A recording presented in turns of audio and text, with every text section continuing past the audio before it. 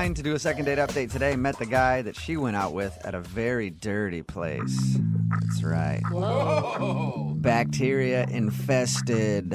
Blood everywhere. Blood? That's not Creepy normal. old men who just can't wait to get in your mouth. What? I'm talking about the dentist's office. Oh, That's, makes sense. They are all creepy there. yes, they are.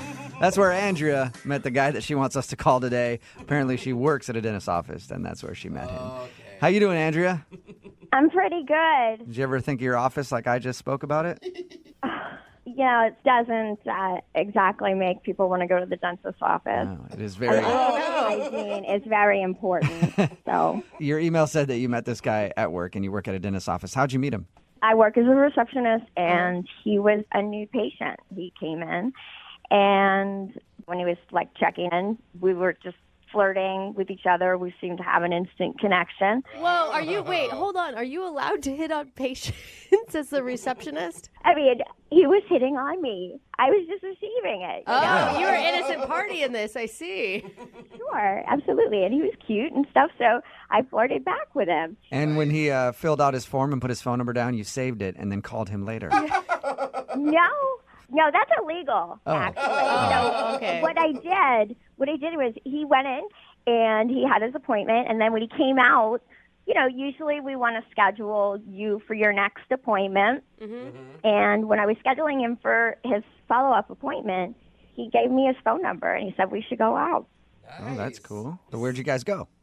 Well, we ended up going out to dinner. Mm-hmm. And I got really dressed up. I thought I was looking really cute. And he took me to this restaurant. It was in a building that had a very, very nice view. It was a really nice restaurant. I'd never been there before. Did you guys meet there, or did he pick you up? He picked me up. And so, I thought we had a lovely time at dinner. And he has beautiful eyes. And he is just a smoking build. I mean, the guy works out and stuff. I'm hoping during dinner you reminded him the whole time about his dental hygiene. Like, make sure you floss before and after this meal. She's a receptionist there. Doesn't matter. Okay. Well, he has a dynamite smile, too. I thought that we had great conversation during the date, and we talked about, going to concerts and stuff. We both really love movies. There was one awkward moment while we were talking about movies. Mm-hmm. So, I mean, I don't know if that was a deal breaker, but... Did you bring up a movie that he liked and you didn't like, and then he got super angry at you? Well, no, he was talking about... He's a real big fan of this guy's movies, and I had never heard of him. He's like, God. Are you trying to remember right now even who it was? It's Martin Scorsese? Martin Scorsese. He's a big director. He's like one of the biggest guys in movies ever. Ever. Don't know anything. Okay. Hey, I don't blame you. Never heard of the guy. Okay. I don't blame you for not knowing who he is. He's like Steven Spielberg. Yeah, he's a really huge name in movies, but did your date seem put off by that you didn't know who Martin Scorsese was? I wouldn't think that'd be a huge deal. Well, it made me feel just kind of ditzy and stupid and like kind of insecure that I didn't know who this guy was. Yeah. So, I don't know, maybe that's it. You didn't pretend like you knew him, though. Like, you were honest. Well, he kept trying to tell me his name, and I kept on trying to give it back to him, like pronouncing it over, and I don't know why. It's a tongue twister for me. It is Try hard and to say it for us right now. Scorsese? It's Scorsese. Martin Scorsese.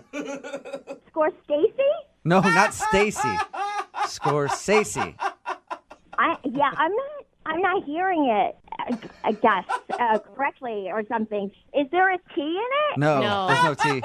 There's some names that people have trouble with no matter what. Obviously, you have trouble saying Martin Scorsese. I guess so. I could see how if you're going to claim to be a real movie lover and you not know these things, that it could maybe make you come off as a liar. I know Julia Roberts is. Okay, there we go. You just like different kinds of movies. So how did everything end with this guy? We concluded the date. I mean, after dinner, we actually walked around for a little while and seemed to be okay. But the date ended with just a hug. and I haven't gotten a call back from him. Would you have kissed him if you went in for the kiss? Sure. So were you disappointed that it was a hug? Of course I'm disappointed. I told you he had a hot butt. All right. And how long has it been since your date? 2 weeks. 2 weeks. All right. Well, we'll play a song, come back, call him, and get your second date update, okay? Okay. All right. Hang on. Moving 92.5. Brooke and Jubal in the mornings. Second date update. For those of you who don't know what this song is, it was a song made famous by the movie Goodfellas. A very huge movie directed by one Martin Skorbensky. Or Martin Shorshinsky. You were really Or good Martin at Skormy some sashimi sushi. Yeah, I don't like know that one. exactly how to say his name, but he's a very, very famous man in Hollywood. And he's the reason that Andrea, the girl who's on the phone for a second date update, thinks that she's not getting a call back today. She was out on a date with a guy named Austin. They were having fun. They brought up movies. He brought up that he's a big Martin Scorsese fan. She had never heard of Martin Scorsese and still can't figure out how to get her to pronounce his name correctly. But she thinks that he's not calling her back because he might have thought that she was kind of ditzy or whatever. Yeah. Andrea, are you ready to go? I am. Have you figured out how to say the name yet? Scorsese. No. No. That's a mixture between him and Patrick Swayze, who is no longer with us. Anyway, we're getting closer to you getting it correct. All right, I'm going to dial the phone number right now and see if we can get him on the phone. Here we go.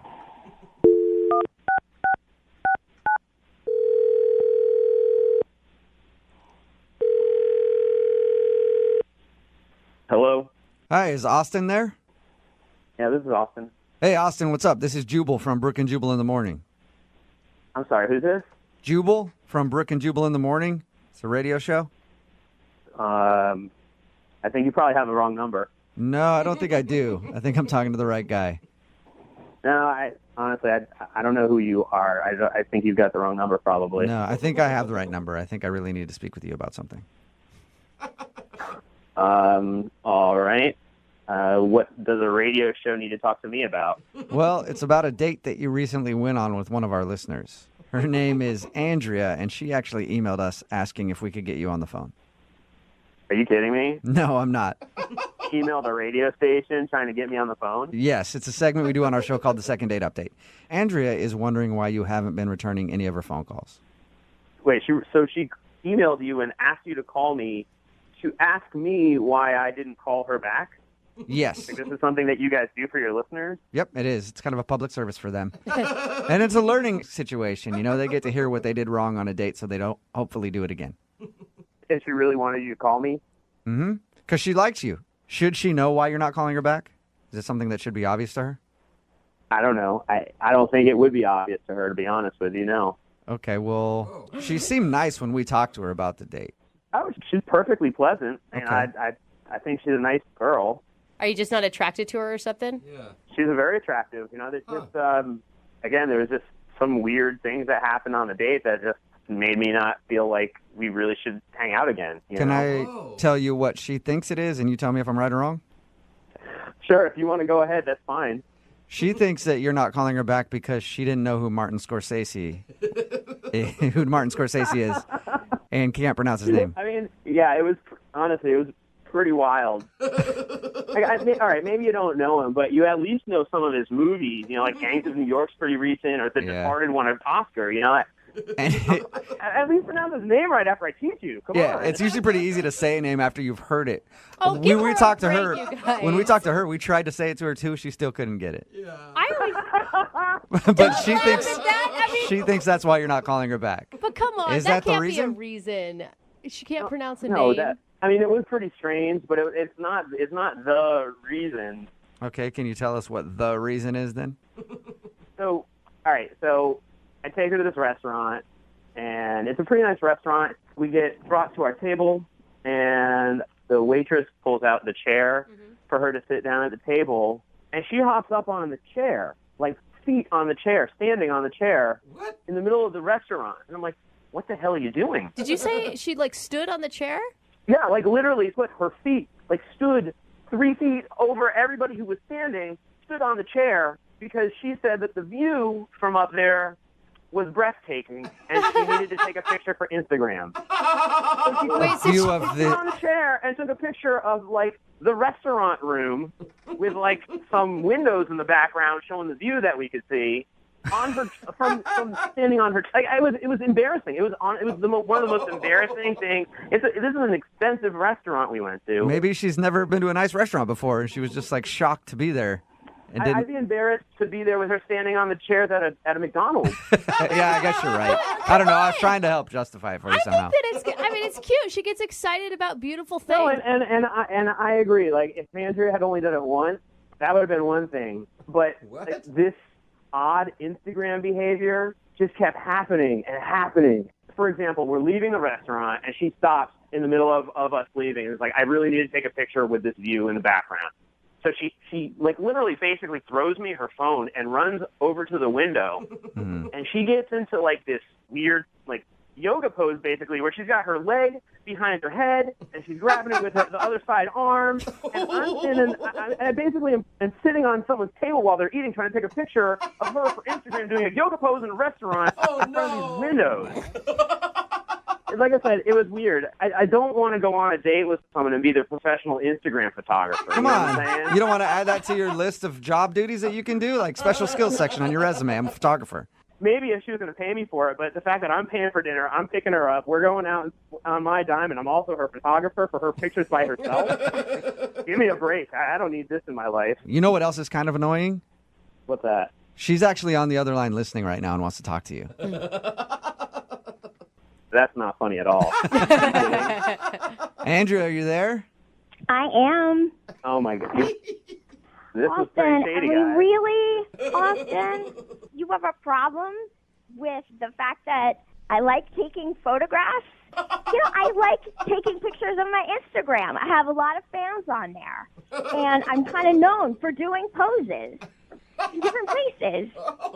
I mean, that's fantastic news, but I mean, we were out on a date. I figured you could maybe focus on our date rather than your Instagram followers who you don't actually know. Like, if you're going to show some interest in someone, at least sit there and be a part of what's going on rather than thinking about, well, how can I best interact with these strangers on the internet? Like, Yeah. He has a really good point, Andrea. People that follow me on Instagram, they like to know what I'm doing. And so, you know, I share it and stuff, and they like it.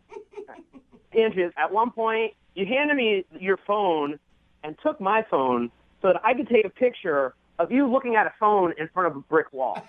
Shut up. That is not true. Did that Did you really happen? do that? It 100% happened. It made no sense. She was looking at my phone with me taking a picture of her phone so she could post herself looking at any phone in front of a brick wall on Instagram. Andrea. It was a great picture. It got like 400 likes. I'll That's tell pretty you, good. It got one unlike from me. I did not like taking it. Andrea, I don't think that's the point. Like, if he spent his entire time on his phone or maybe even doing his hobby while he was on a date with you, you would have found it incredibly rude. Yeah.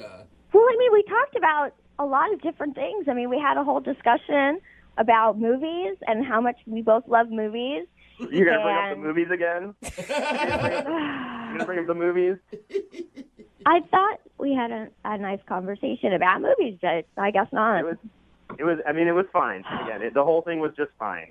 Andrea, you don't see how it could be a little bit annoying that you're taking pictures every 5 seconds and making him basically your hired photographer for the evening.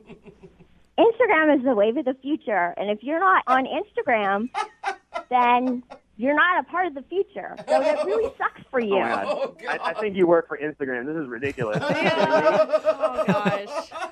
Well, you know what, Austin, I would love to ask you this question. Would you like to go out with Andrea on a second date? We will pay for it. Andrea, again, you're super sweet, and there's another Instagrammer out there for you. But that dude is not me. Whatever. I get hit up by so many guys on my Instagram. I don't even need to go out on a date with you. Oh, sweetheart. All No, right. it doesn't sound like you do. No, I guess not. Andrea, thank you. I'm sorry it wasn't a successful second date update. Thanks, guys. Yeah. Before we let you go, though, do you need to take a picture of yourself on the phone doing a second date update? You know, I never thought of that. I should totally do that. No, you should not do that. Oh, sweetheart. Oh, my goodness. Brooke and Jubal in the morning. Text in at 78592 that says, that girl sounded crazy, but crazy does make for a pretty good Instagram. Do you have her Instagram handle? It's Brooke and Jubal in the morning. Talking about the second date update. This girl, Andrea, wanted to call a dude named Austin. They went out, had a fun time. She was confused why he wasn't calling her back. We got her on the phone and found out that he wasn't calling her back because she's one of those people that takes pictures every 5 seconds for Instagram. And not just the normal ones like, I'm just going to take a picture of my food real quick. She actually stood on a chair to get the proper lighting for the table setting. And then in the middle of a crowded restaurant, did a yoga pose in front of the window and asked him to take the picture. And then just the whole date long kept stopping and asking him to take pictures for her Instagram. Joke's going to be on us when she starts earning like $5,000 per Instagram Right? picture Yeah, from I know. endorsements. She's endorsed by restaurants. Yeah, I know. exactly. She's going to make more money than all of us put together eventually from her Instagram. But a lot of people are on her side texting in at 78592 going, she just sounds like she's super fun and he's boring. She did sound fun. I'll give her that. She sounded energetic. She loved life, you know. Yeah, but having to take a picture of somebody every 5 seconds on a date know. doesn't sound like a lot of fun to me. I understand. I think they're just not a good match. I could see both sides of the story here. She needs to be with a dude like that. Like Yeah. two Instagram people. Yeah. Because you see those couples out together and that's all they're doing and they're loving life. They're not interacting with each other at all. They're just taking pictures of each other and then cropping them and making them look better. And they're like, yeah, that one looks good. This one, what do you think of this one? Oh, that one looks good to you too. Aren't we so hot? Let's post this to social media so everybody knows we're doing something. Oh, next on Snap people. Let's get on Snapchat next. Yeah. Hello. We get a lot of emails in for the second date update that describe people going on some pretty strange dates. And normally, they sound terrible to me. I always think that they're really bad ideas.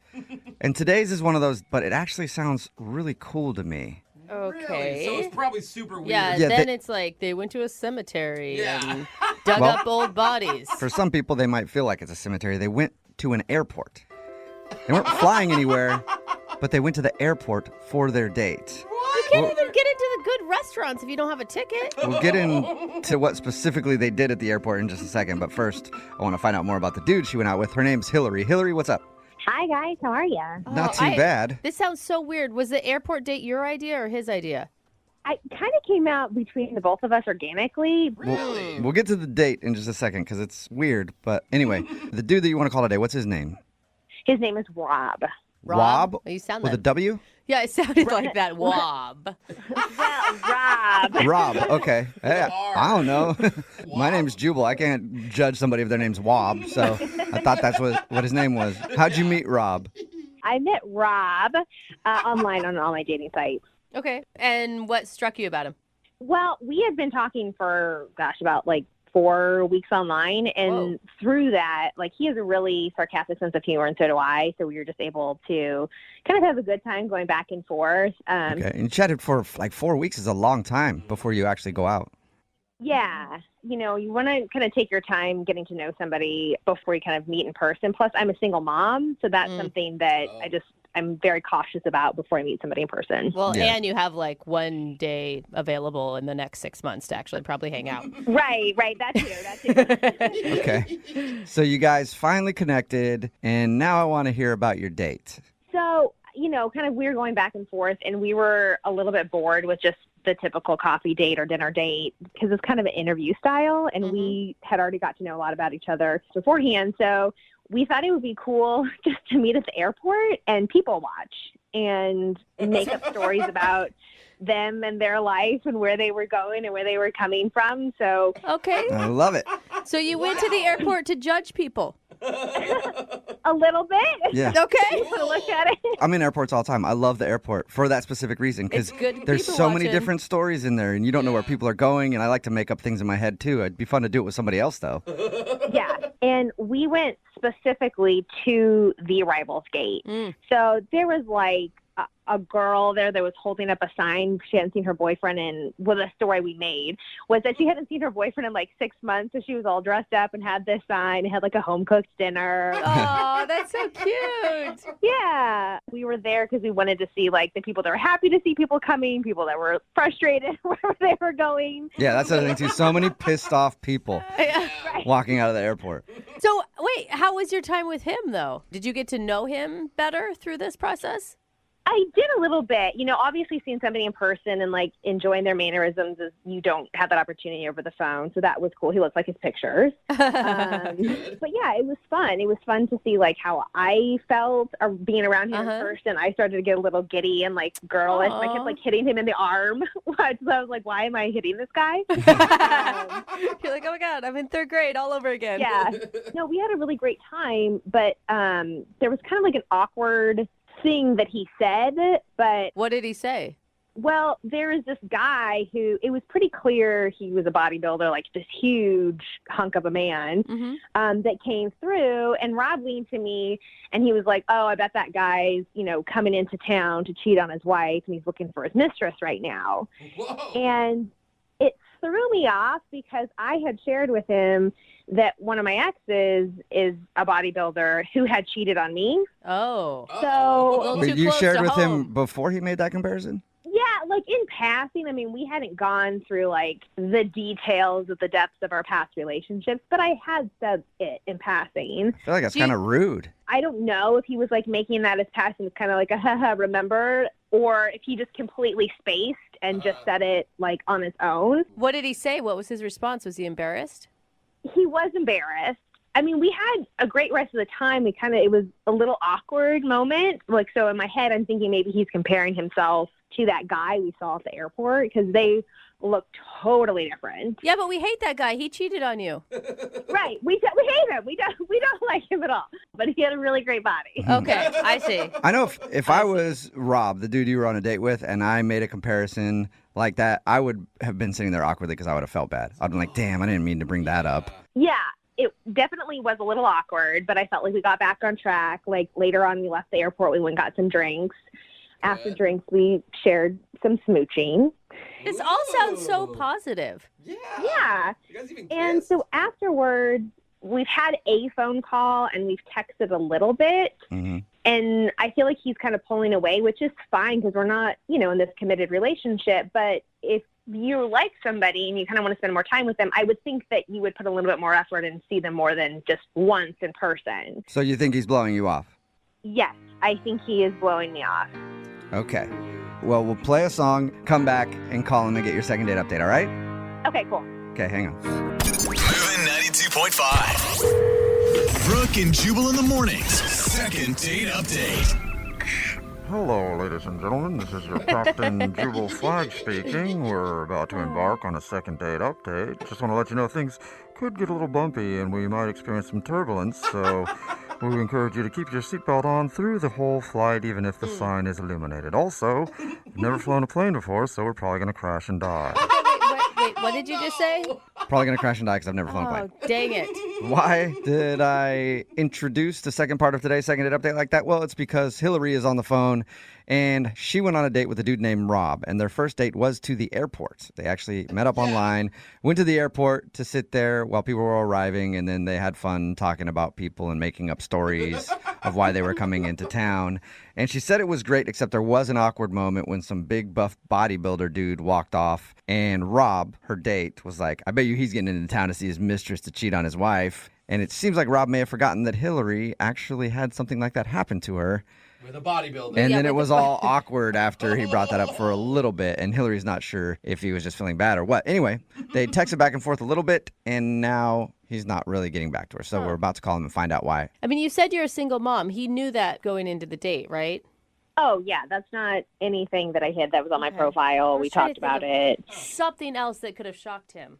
Yeah, I don't know. I mean, it's hard to find good guys out there and connect with. So it's totally blowing my mind because there was a spark. I don't know what's going on. All right, well, we'll see if we can get him on the phone and maybe get that spark to grow into a big, huge flame again. Whoa. Why are you so weird when you say things like that? Oxygen helps fire, so I'm going to blow on his spark a little bit. Don't blow on anybody's anything. You know? Leave his spark alone. All right. Yeah. I'm dialing his phone right now, Hillary. Thank you.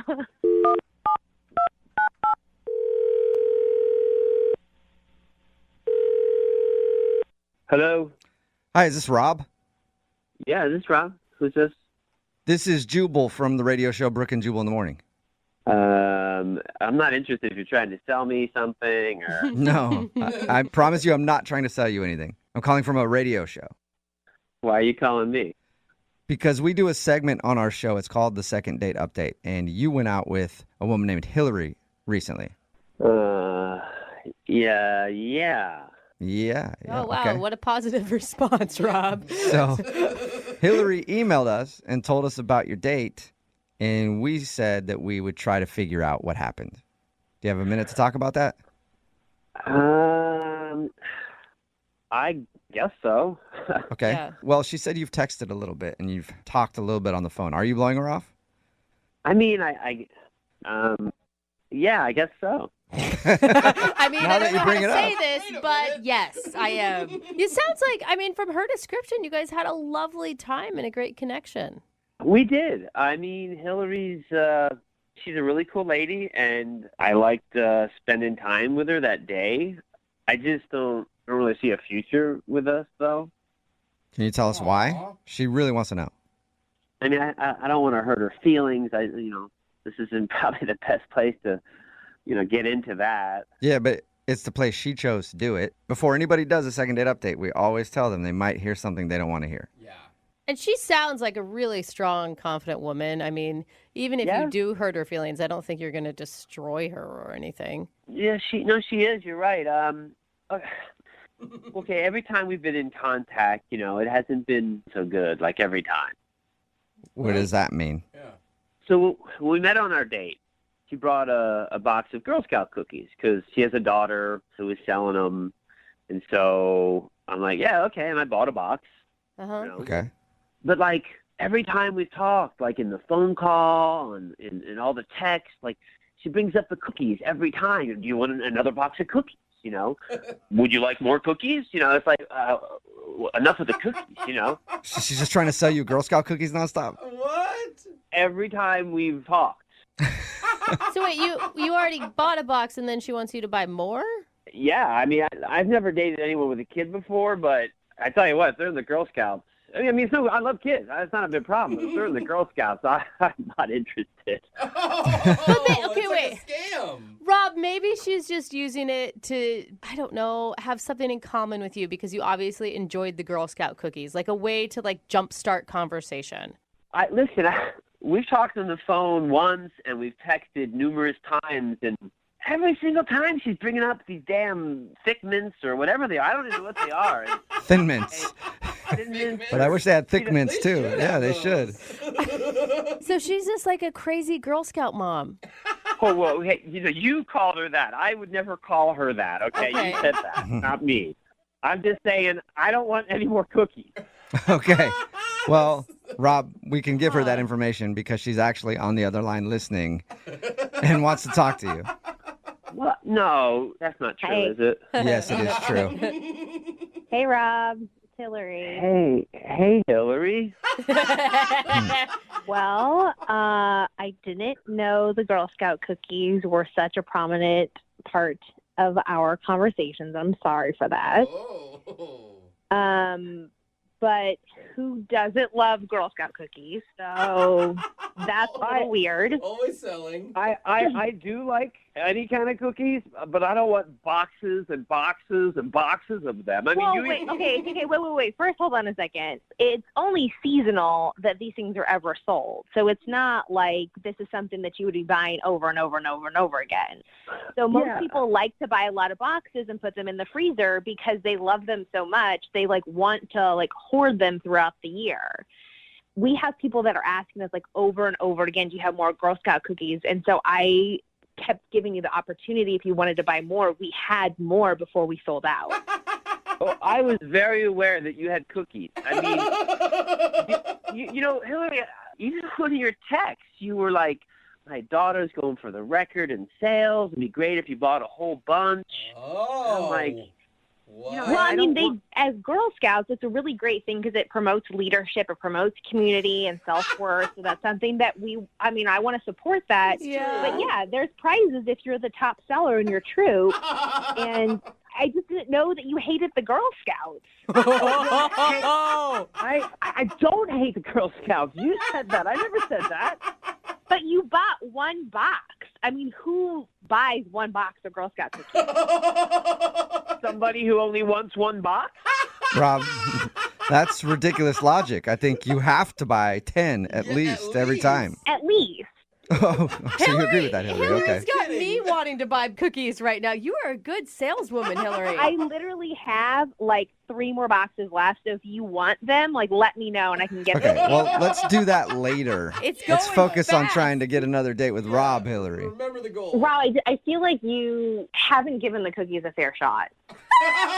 Think of the cookies. Hillary, are you still interested in going out with Rob again? You know, I'm torn because I feel like if it really was the cookies, why didn't he say something about that ahead of time? Because literally now I feel like an idiot that I've been going on and on and on about these cookies. But you guys realize if you would have met outside of Girl Scout cookie season, none of this would have been an issue and you would be on a second date already. Maybe a third or a fourth by this time. Exactly. Thank you. Yeah, until Girl Scout season comes around again, and then I'm hanging out with a car salesman trying to make quota. Wait, but then we would have been together for a whole year, and you would have fallen in love with me and fallen in love with the Girl Scouts and understood what this is all about. You would have been peddling cookies too, is what she's saying. Girl Scout You dad. wait 1 year and you're going to be hawking those things like nobody's business. I don't know. Maybe you guys are right. Maybe I'm missing something. I have no idea. Okay, well, Rob, do you want to try to find out? Would you like to go on a second date with Hillary? We'll pay for it. Jeez. Hillary, we got along really great in our date. And how about when Girl Scout cookie season ends, we'll get together? Hey, that's a compromise. Rob, if you can't take me during Girl Scout cookie selling season, I don't think we are a fit. Oh, You can't handle me at my worst. You don't deserve me at my best. I'm kind of with you on that one, Hillary. Exactly. Wait a second here. So you called a radio station to call me to see if we'll go out again. And I agreed, even with the damn Girl Scout cookies, and you said no? Because Girl Scouts for life. Like, you can't just cut that off during a season. And the fact that it was this big of a deal to you, like, I can't move forward with that. Oh. What am I supposed to tell my daughter about you? That you don't support her hopes and dreams? Wow. Oh. I bought a box of cookies. So I did. A box. 1 box, Rob. 1 box. Nobody does that. Yeah, I don't know exactly what just happened, but yeah, we won't go out. That's fine. I don't care. Okay. Okay. Well, Hillary, I'm sorry you didn't get a second date, but at least you know why now. Yeah, I mean, that's fine, whatever. But from what we were talking about earlier, I do still have those 3 boxes if anybody is interested. Just email us. We'll see if we can get those 3 boxes I'm sold in for if you. they're Samoas. Brooke and Jubal in the morning. Second date updates. I've now learned one of the best places to meet women in coffee shops. Yeah, it is a Yeah. good place. You walk up and you spill your coffee on them. No, Jubal. And That's then- like third-degree burn. Well, it starts off a possibly. conversation right there. It's a Or- conversation starter. Big conversation I starter. agree. Screens. Plus, there's like 70,000 coffee shops in Seattle. Yeah, So right? you can't miss out. That's where today's second dater, Leo, met the girl that he wants us to call. Her name's Gabrielle. Leo, what's up, man? I'm good. How are you? Good, man. So you met the girl that you want to call at a coffee shop. Did you take my advice and spill something on her, or did you do it a different way? No. We didn't. We never made it that far. We never made it to the burn part of the date. Oh, that's good. Already, It's not a good date unless you're in the burn unit. Already, you're doing better than Jubal Flag. Tell us about meeting the girl that you want to call today. I went into my neighborhood coffee shop and just gorgeous woman reading a book by herself sitting in the window. And so I go up and I get my coffee, and then I'm hanging out by the sweetener station, and I just wanted to start a conversation with her. So the book That she was sounds reading- creepy. I The was sweetener hanging out by the sweetener station the whole time, just peering at her from over the napkins. What'd you say when you walked up to her? She was reading A Time to Kill, and I had read it 6 or 8 months ago. And so I was like, oh, that's such a great book. How are you enjoying it? Okay. And just completely Did you falls do it flat. exactly like that? Oh my God! You're reading A Time to Kill. I've read A Time to Kill. Are you enjoying it? Right, yeah. So anyway, I'm still sitting there sipping my coffee, so I was like, oh, well, yeah, I read it a few months ago. I really Hey, loved it. Leo? It's such a great book. Leo? Yeah. How many cups of coffee have you had this morning? Oh, buddy, I'm like a pot a day guy. Okay. Yeah, Oh, gotcha. we can tell. You are hyped up, man. Plus a 5-hour Yeah, no, energy. I'm on my 3rd cup, and I've been up for like an hour and a half. Yeah, we can tell that. Leo. So you said, hey, do you like the book? And then that started the conversation. Well, it kind of, but I mean, like, for the first little while, everything I would ask, I would get, like, whatever the least amount of syllables that you could respond to that question, that was the answer I would get. Oh, but you didn't So give up. I was like, okay, this isn't going well. I'm going to cut my losses and go. And then, I don't know why, but finally I was like, hey, so I forget, how does that book end? And she looks at me like I'm just a moron. Yeah. Shows me that she's on like page 60 and goes, well, I don't know, do I? But it got her laughing, it got me laughing. And then after that, it's like me being just a complete idiot kind of broke the ice. Okay, and so you asked her out? Yes. A few days later, we met for dinner. That went really nice. And then towards the end, we were thinking about whether or not to get dessert. And I was like, hey, well, listen, I've got a fire pit. We could go back to my place and start at the fire pit and, like, roast s'mores. Yeah, this is where you go to the burn unit. All right. This is actually a cute idea. Yeah. How did that go? But it was great. It was great. We had a great time. We popped a bottle of wine, and we just kind of sat out. And I thought that we were really cooking at this point. And then out of nowhere, she's just like, all right, well, I guess it's time for me to go. And awkward hug, kiss on the cheek, and then she was gone. Really? That's it. What? Now, Leo, you're an intense guy and you communicate a lot. Is there possibly something you said before she flipped a switch and had to leave? The thing is, when I ramble like crazy when I'm nervous, yeah. I also think that it's kind of part of my bumbling charm, but I don't think so. Are you a good listener, Leo? Charm. I would like to think so. And, like, you ask women questions when you're out. I mean, you learn stuff about her, too, right? It wasn't just you. Yes, I learned things about her. Okay, I'm just checking. It's kind of intense right All right. now. And how many times have you tried to get a hold of her since she left your place? We texted back and forth for the first couple of days, and then it was just radio silence. Okay. Yeah. And you can't think of anything that you did wrong? No.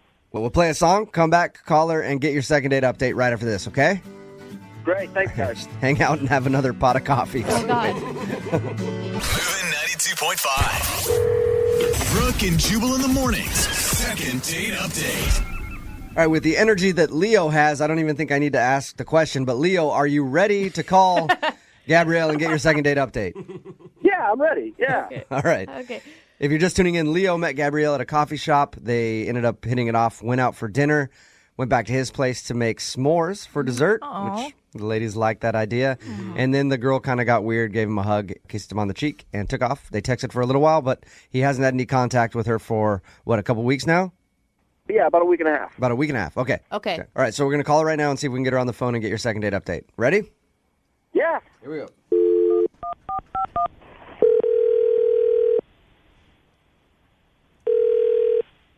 Hello? Hi, can I speak to Gabrielle, please? This is she? Who's that? Hey, this is Jubal from Brooke and Jubal in the morning. I'm moving 92.5. How are you? Who's this?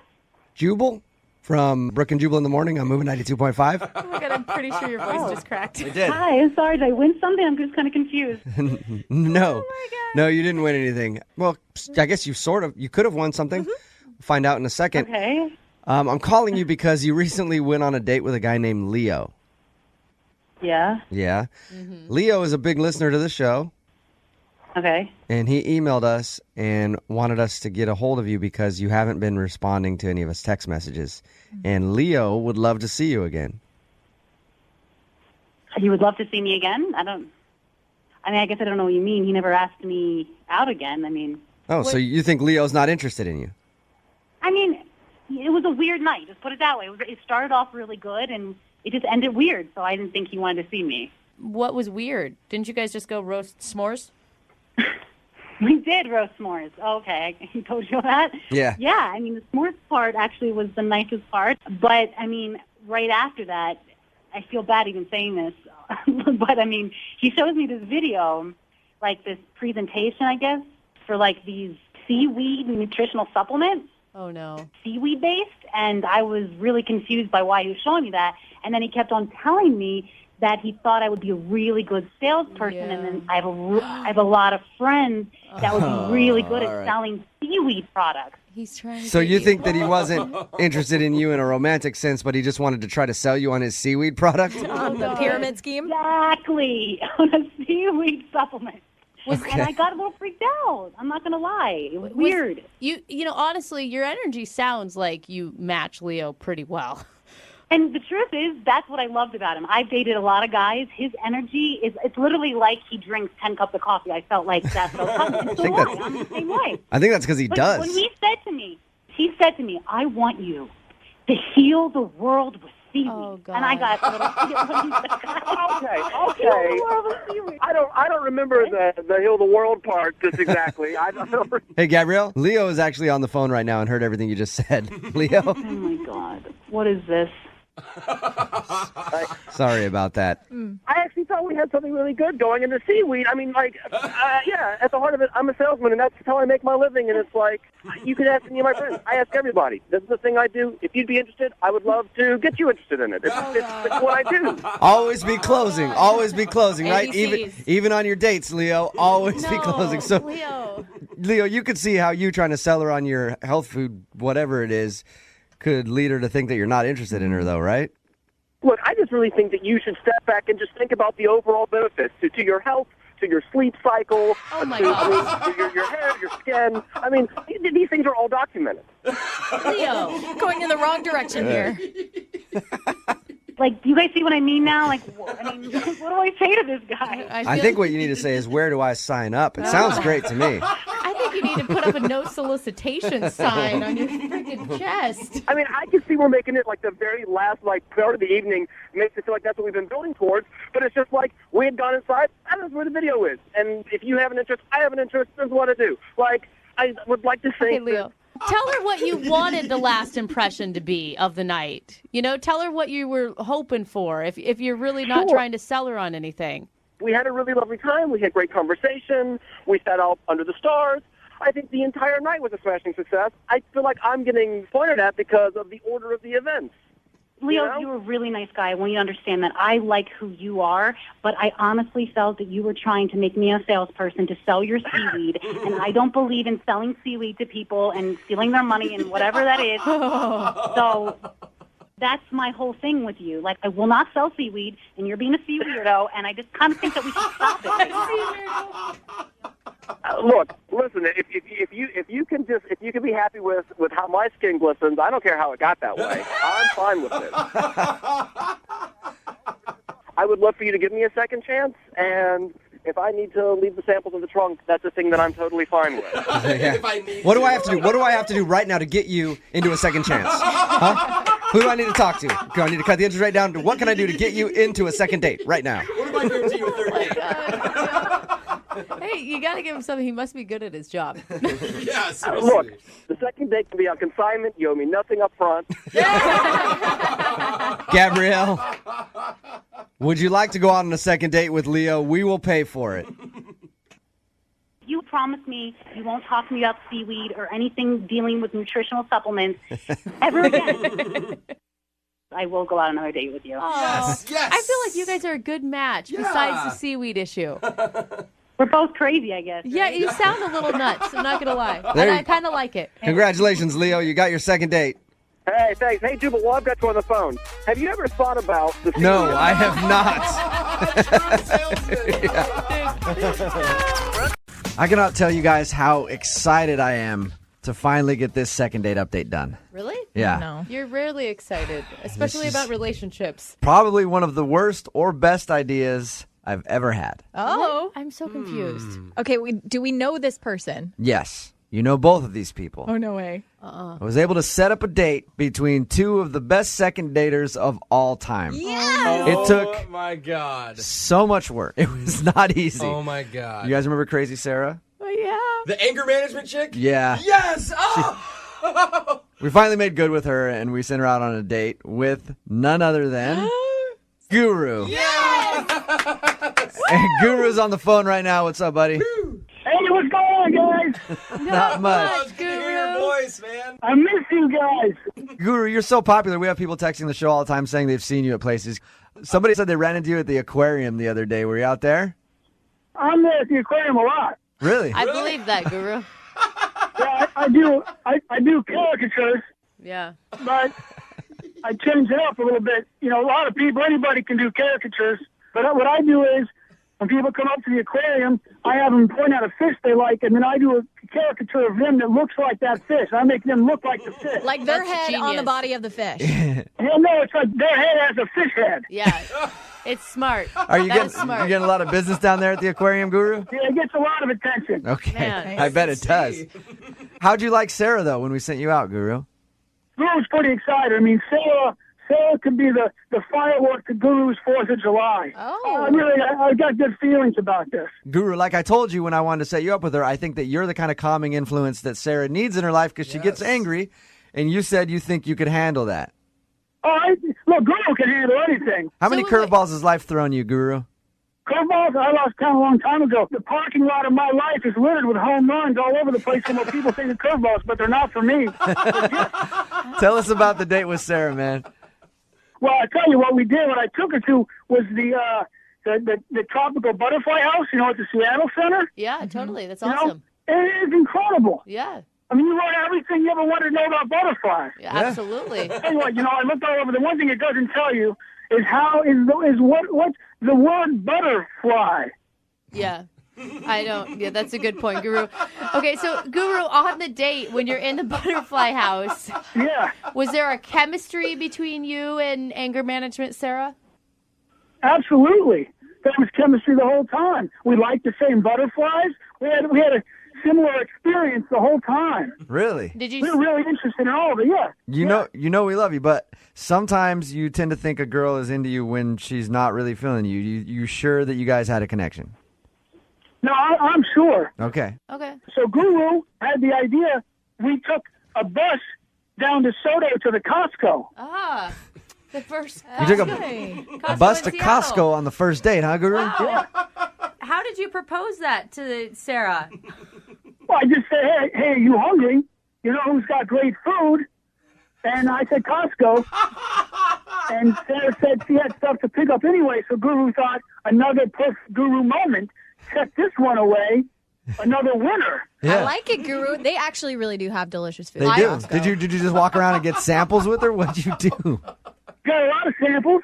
And, I always want to stop by and get some of the chicken bakes and some of the very berry sundaes, which are, my favorites there. I don't know what your favorites are. Yeah. And I don't have to tell you. Great value also. Yeah. You don't want to blow all your money on a first date, and those chicken bakes are delicious. I think that's a great place to take a date, Guru. I feel like Costco could be an easy escape for her at the end. Did she try to leave or anything, or did your guys' date continue?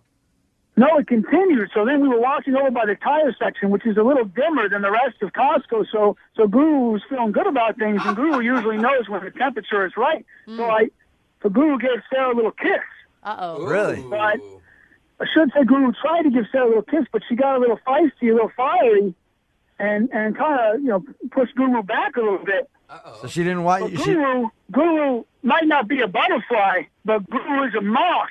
And Guru saw that fiery response, and Guru just went straight back into it. Oh, no. So you straight back.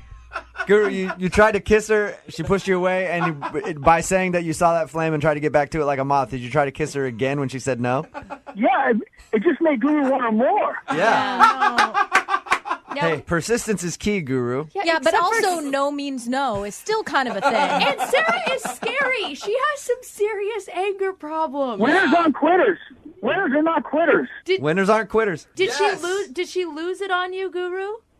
By whose standard? Not by Guru's standard. Yeah. What did she say to you when you tried to kiss her a second time?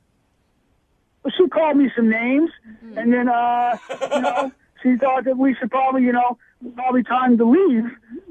Sarah wanted to leave Costco, which I understand, not the most romantic place in the world if we're going to take this, boom, up to the next level. Yeah, for sure. Okay, so, did you leave together? Well, she suggested, maybe that we would take separate cabs, but I've got a buddy who drives the, the pedicabs, the bike carriages down by Seiko. The bikes? So I thought maybe we'd do that instead. I thought that maybe is more romantic. A bike carriage? That's not a national district. Wait, Guru, slow down. Somehow you got her in a pedicab. Was there a rope involved? No, just a rope of love. My friend took us through the international district, and it's not even a good part of town. we were having a nice time. Okay. And then things took a mysterious turn. No. And what does that mean? God. She jumped out of the. Oh my the God. cowboy was still moving. That's dangerous. But I bet you like that though. She's a risk taker, Guru. Oh, you guys. she lives right on the edge. Yeah. She'll risk anything, and I'll risk anything for her. I'll risk anything for love. Guru, did you say... Nothing Guru wouldn't do. Guru, clearly she got into the cab willingly, but did you say something to her that made her jump out? It's all such a blur because I just saw her heels flying out of the pedicab, and then she was on the ground.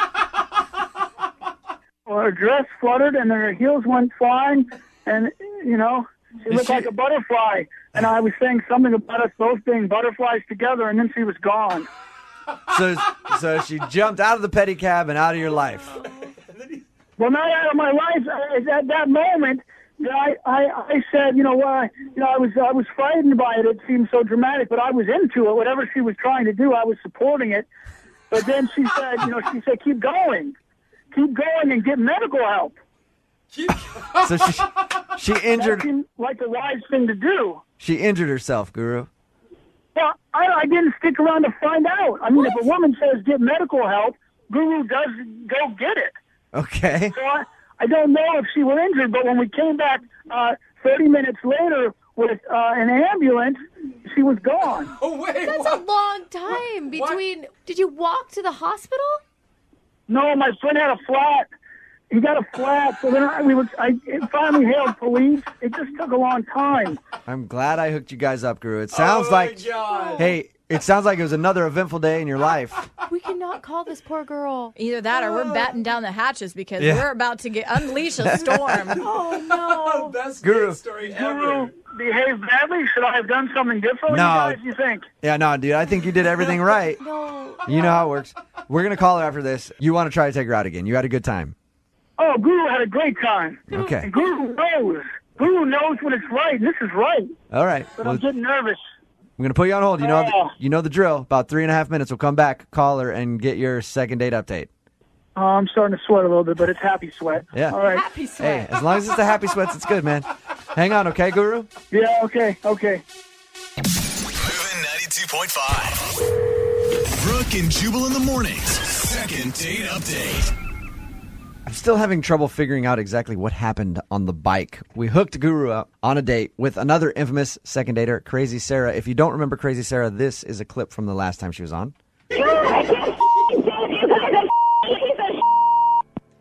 I like how the song Bruno Mars starts to come in at the end there. But no, she's very angry. We got a hold of both of them, ended up setting them up on a date. They went out.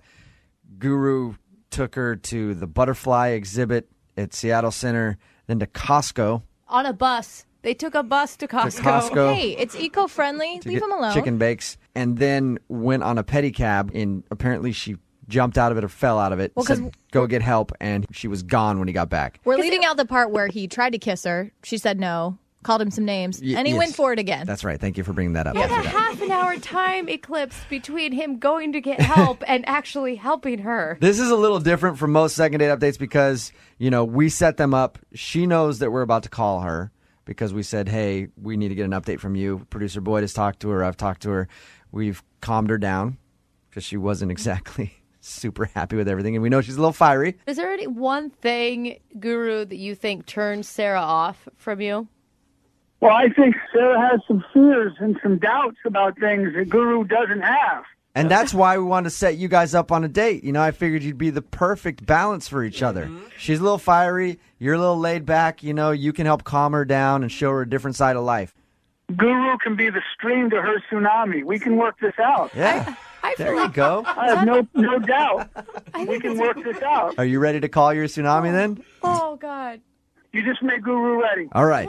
You just put me on the bull. Pick me up and put me on the bull, and let's ride. I'm ready. Hey, I'll put you on my back whenever you need, Guru. Oh, no. You ready for this? I appreciate it. Yeah, man. Guru loves you, Jubal. Hey, I love you. Well, okay. It's all right. Weird Now it's Here we getting go. Brokeback Mountain bull riding style. All right. Remember your slogan, Guru. Winners aren't quitters. Winners are never quitters. That's right. Don't quit, Guru. Come on. Hello? Hey, Sarah, it's Jubal. Hey. How's it going? It's okay. You doing all right since your date with Guru? It's over, so I'm doing great. Oh, you poor thing. We just talked to Guru, and of course, he told us about the date that he took you on. Apparently, he took you to the butterfly exhibit, Yeah? to Costco, Oh, you admitted that. Okay. Yeah, he said. He said you were into it. Oh, God. Yeah, Sarah, can I ask what your initial impression of him was? I thought it was weird. Yeah. But, I mean, but it wasn't weird, like, in a way that I couldn't spend some time looking at butterflies. Guru's like quirky and eccentric. That's what I would say. I wouldn't call him weird. He's an interesting character. He'd be a fun guy to hang out with, I would Yeah, think. you wouldn't call him weird, but I would. Yeah, I think that's fair. Yeah, plus the other stuff's really weird. So maybe taking a woman to a butterfly house is not weird. The other stuff's weird. How did he get you on the bus to Costco? Oh, God, how did he get me on the bus to Costco? He said he had this great, like, new hot spot that he thought was really unusual. Like, we're helping save resources by taking a bus. I thought, cool place to eat that I've never experienced before. Mm-hmm. And I was right on top of it. I've never experienced eating at Costco before. Aren't the chicken bakes delicious, though? Not when a guy you met like an hour before asks you to eat it Lady in the Tramp style. Oh, my God. He asked you to eat a chicken baked Lady in the Tramp style? Yes. I mean, I think I should have run then. I thought he was just making a joke. I realize now that was no joke. It was just getting weirder and weirder. And he has these long monologues about paper being the future, and I don't understand what he's talking about. I'm not getting angry, but I'm confused, and I'm strangely interested because I've never been around someone who talks the way he does. Right. But at the same time, I'm repulsed. Right. So you get in the pedicab. Yeah. Did you jump out of the pedicab at a certain point?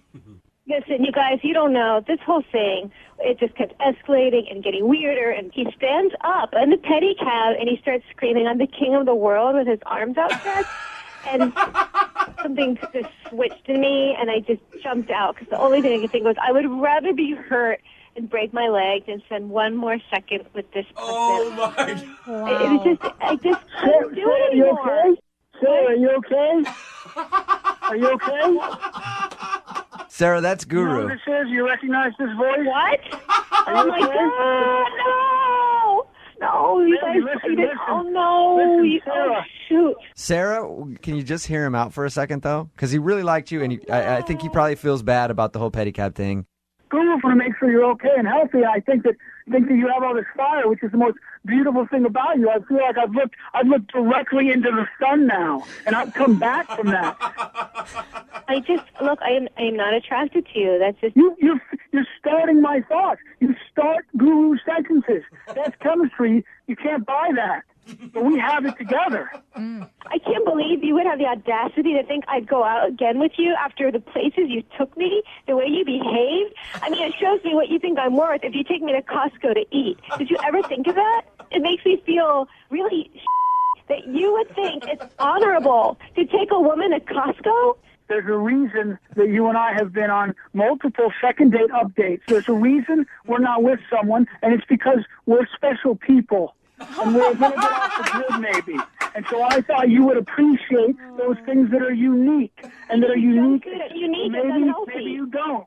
And I can't change that. Guru can't change your nature more than Guru can change nature.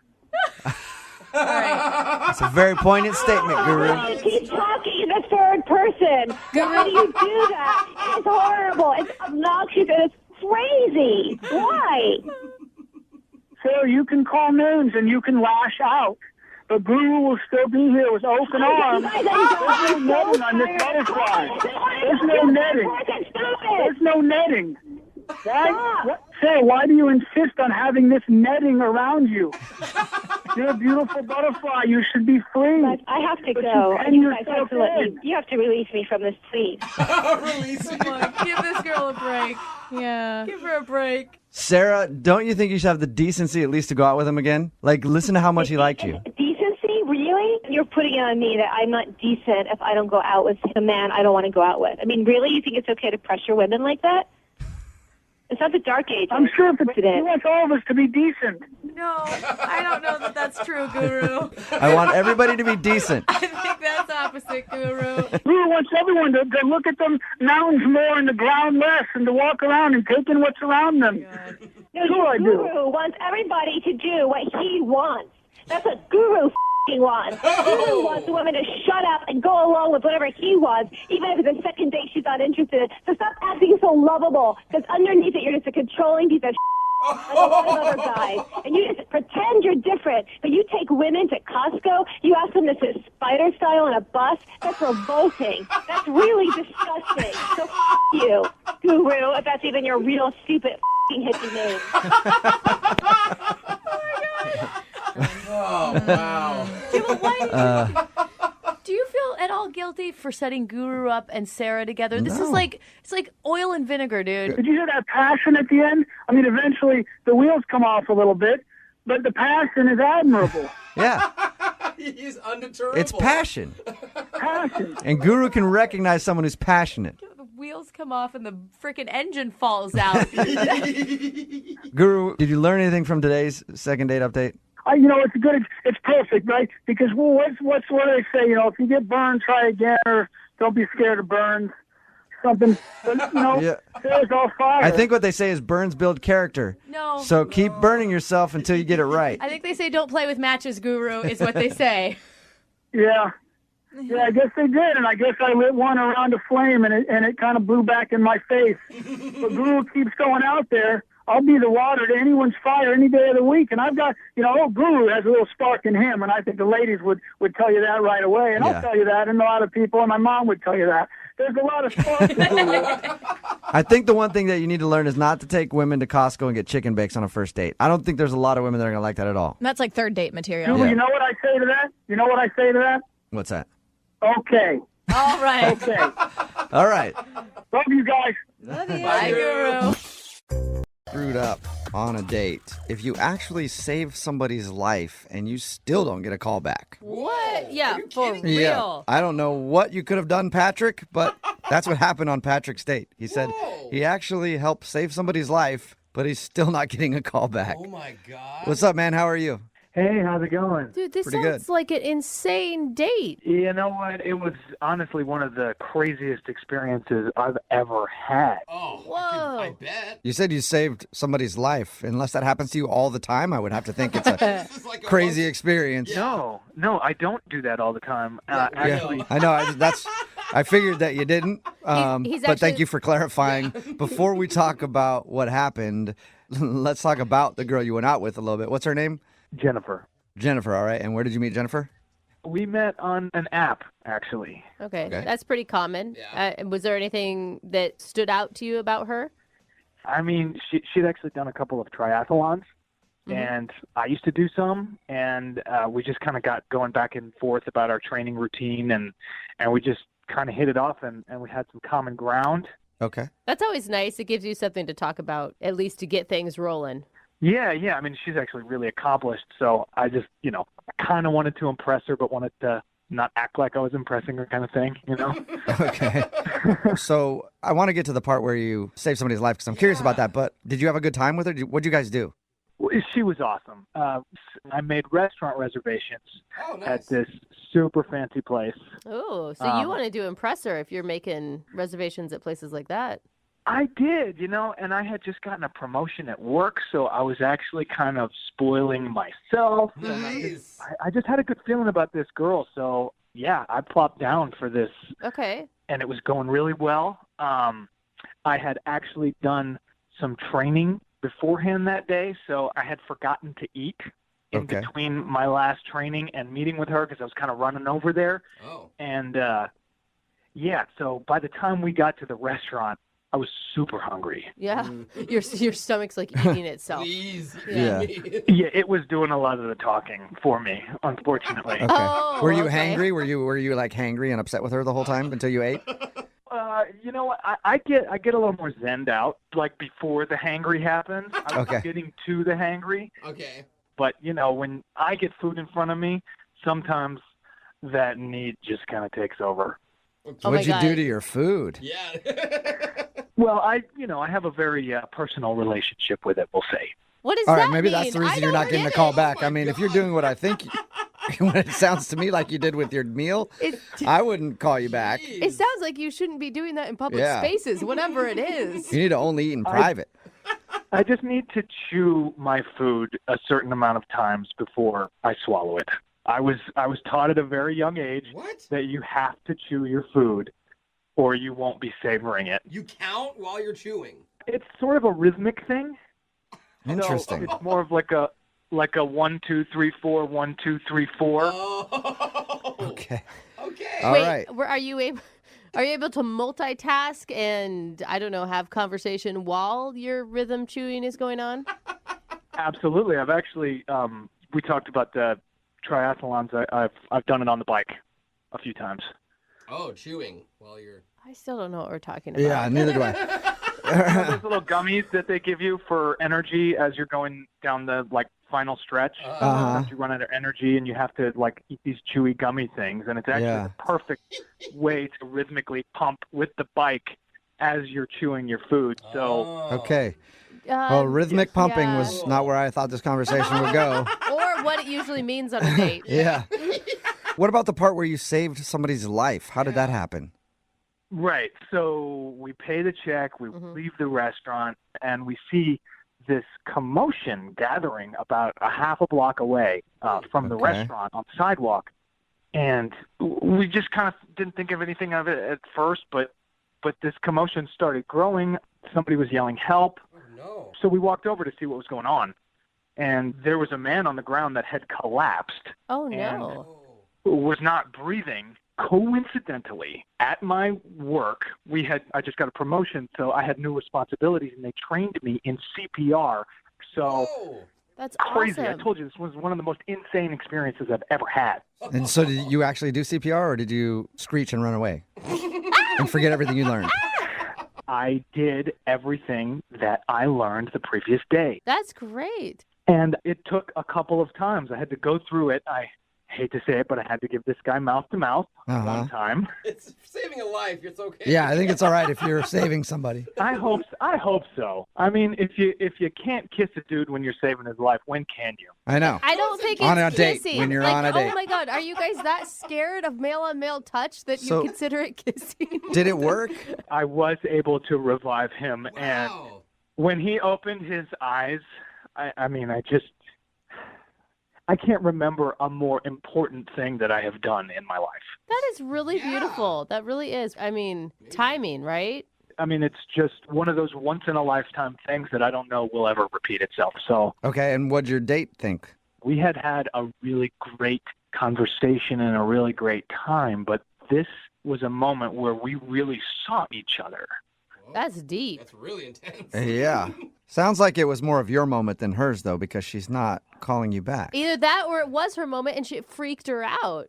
I wish I knew. We'll play a song, come back, and get your second date update, and see if we can figure out why she isn't calling you back, okay?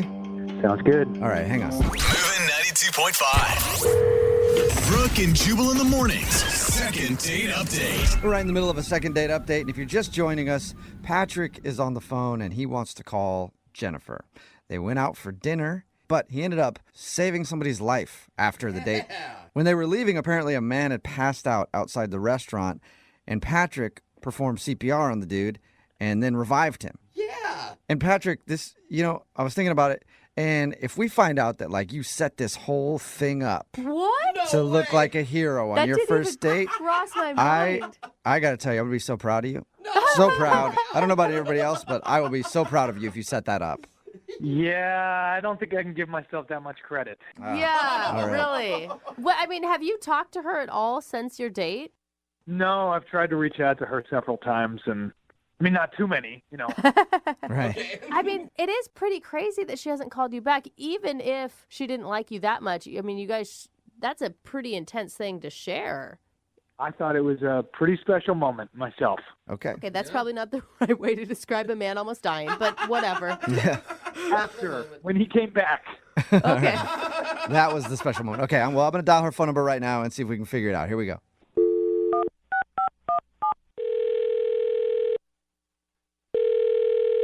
Hello, Hi, is this Jennifer? this is. Jennifer, how are you? This is Jubal from Brooke and Jubal in the Morning, the radio show.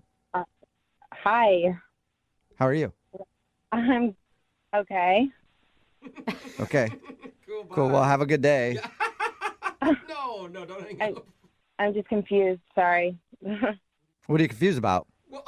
Like, why are you guys calling? Oh, okay. I can help you with that Okay, if you want. please.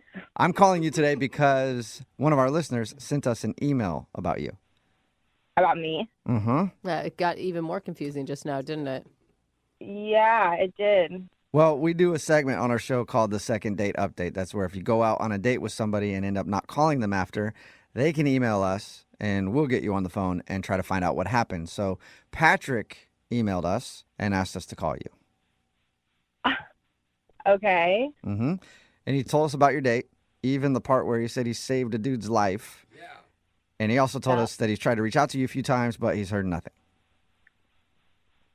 Yeah. This is crazy. Okay. Yeah. Your date sounded crazy. It was crazy, to say the least. Yeah. The CPR part was insane. Okay. I guess the question we all had is, how do you go out on a date with somebody and they actually end up saving someone's life and then you don't call them back? Was he that bad? Yeah. Well, it makes it sound terrible. I don't know. I guess, like, I think Patrick's, nice, and obviously, like, him saving that life was, like, really, I don't know what to say, like, heroic and great. But, like, I just didn't feel like he was a match. I don't know. Just no chemistry or what? I mean, there was chemistry, but, like, honestly, okay, I don't know. I'm just going to be honest, I guess, since we're doing this. Like, I was just driving home, like, he got me an Uber, and, like, at first I thought it was, like, really great that he gave CPR to the homeless person, and, like, I mean, he saved a life, so that's amazing, but I just, like, realized that he, like, gave CPR to a homeless person, and you think that they should all die? What? Yeah, wait, hold up. No. Whatever like, the way you just said that made you sound totally and completely evil, heartless. I'm not sure which. Yeah. Oh my God, Bill, that's not what I meant. He revived a homeless person, and they're a scourge on our city, and I don't know why he would do that. No, okay. What I meant was that, like, I just feel like a lot of homeless people probably have, like, some diseases. And what?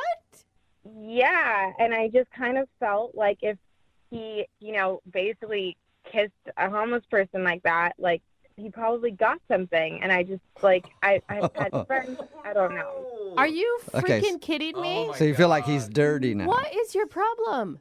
I mean, I don't know what to say. Like, I'm just being honest. I just feel like he probably has something, and I don't want to get it. Okay. Hold up. right. You sound like, one, the least medical person ever. Okay. And two, those are so many, like, maybes, what ifs. I know, but it's enough, I guess, for me. I don't know. What do you think he has? I have no idea. I would start with TB. What? Oh my God, And then I would work guys. back from there. Probably one of the Oh my hepatitis. God, Yeah, at I'm least a dying right hepatitis, now. like A, B, or C. I don't know. They might even have a new one. Who knows? No. So wait, hold up. If he hadn't been there and you walked out and you saw a man unresponsive on the street and you judged him as homeless, even though you'd actually probably don't even know that he's technically homeless or not, you wouldn't save them for fear of getting a disease? I in that situation, I don't think that I would, like, be able to just jump right in and, like, save a life. Like, so I just think in general, like, I would be too. I wouldn't know how to do that, and, like, so I just think that it's a moot point. Okay. Oh, man. The bottom line is the reason that you didn't call him back is you think he might have contracted something from a homeless man. Wow. Yeah. I don't know how many times I've heard that after a date. That's been a lot of reasons that I haven't gotten a call back. Yeah, you're contracting things is for different reasons. Jennifer, I do need to let you know that Patrick is on the other line listening to this conversation and wants to talk to you, though. Okay. Patrick? Yeah. Hi. Hey. I don't think I know what to say. Yeah. Sorry. I'm just, you know what? I mean, I gotta just say, I'm in shock. I can't believe that you would think that. Are you, like, in nice shock? Because I'm in, like, furious shock over here. I don't know. I mean, I'm actually just kind of confused because from your profile and from the conversations we had before and during our date, you seem like a really educated young lady, and I'm just confused I'm just confused that you would think that I could contract a disease from a brief encounter with a man's mouth. I mean, yeah, you explain it like that. Who knows, right? I had to give him mouth to mouth. He was not responding to the initial CPR that I was giving him, so I had to do what I did. I mean, I totally get it, and I think that, again, it was like very heroic and amazing. You should have done it. I just think that I'm allowed to have my own feelings about it afterwards. That guy looked like he had a disease. Like You can't. No. What made him look like he had a disease? Give us some details. I'm just like, his hair was just like so like tangled. Oh, tangled hair disease. So no. I mean, he pretty much just looked like a hipster to me, Jennifer. Yeah. I mean, seriously, Very thin though, line between homeless and hipster. like you're kissing dudes that you meet on apps. You think that they don't have disease? Like they have just as much chance for disease as a homeless guy on the street. I mean, now I don't know. I just I don't want to debate about this for forever. Like this is how I feel, and I just don't really want to deal with that. Like I'm super focused right now, and I'm like healthy, training, so I just don't want to deal with like any of that stuff. I am still so blown away by your reaction to this, but if it makes you feel better, I can't believe I'm saying this. I will go and I will get tested. If it means For what? Everything? Yeah, what are you going to have him test you for? How do you even want to go out with her again, Patrick? I just want to prove it to her.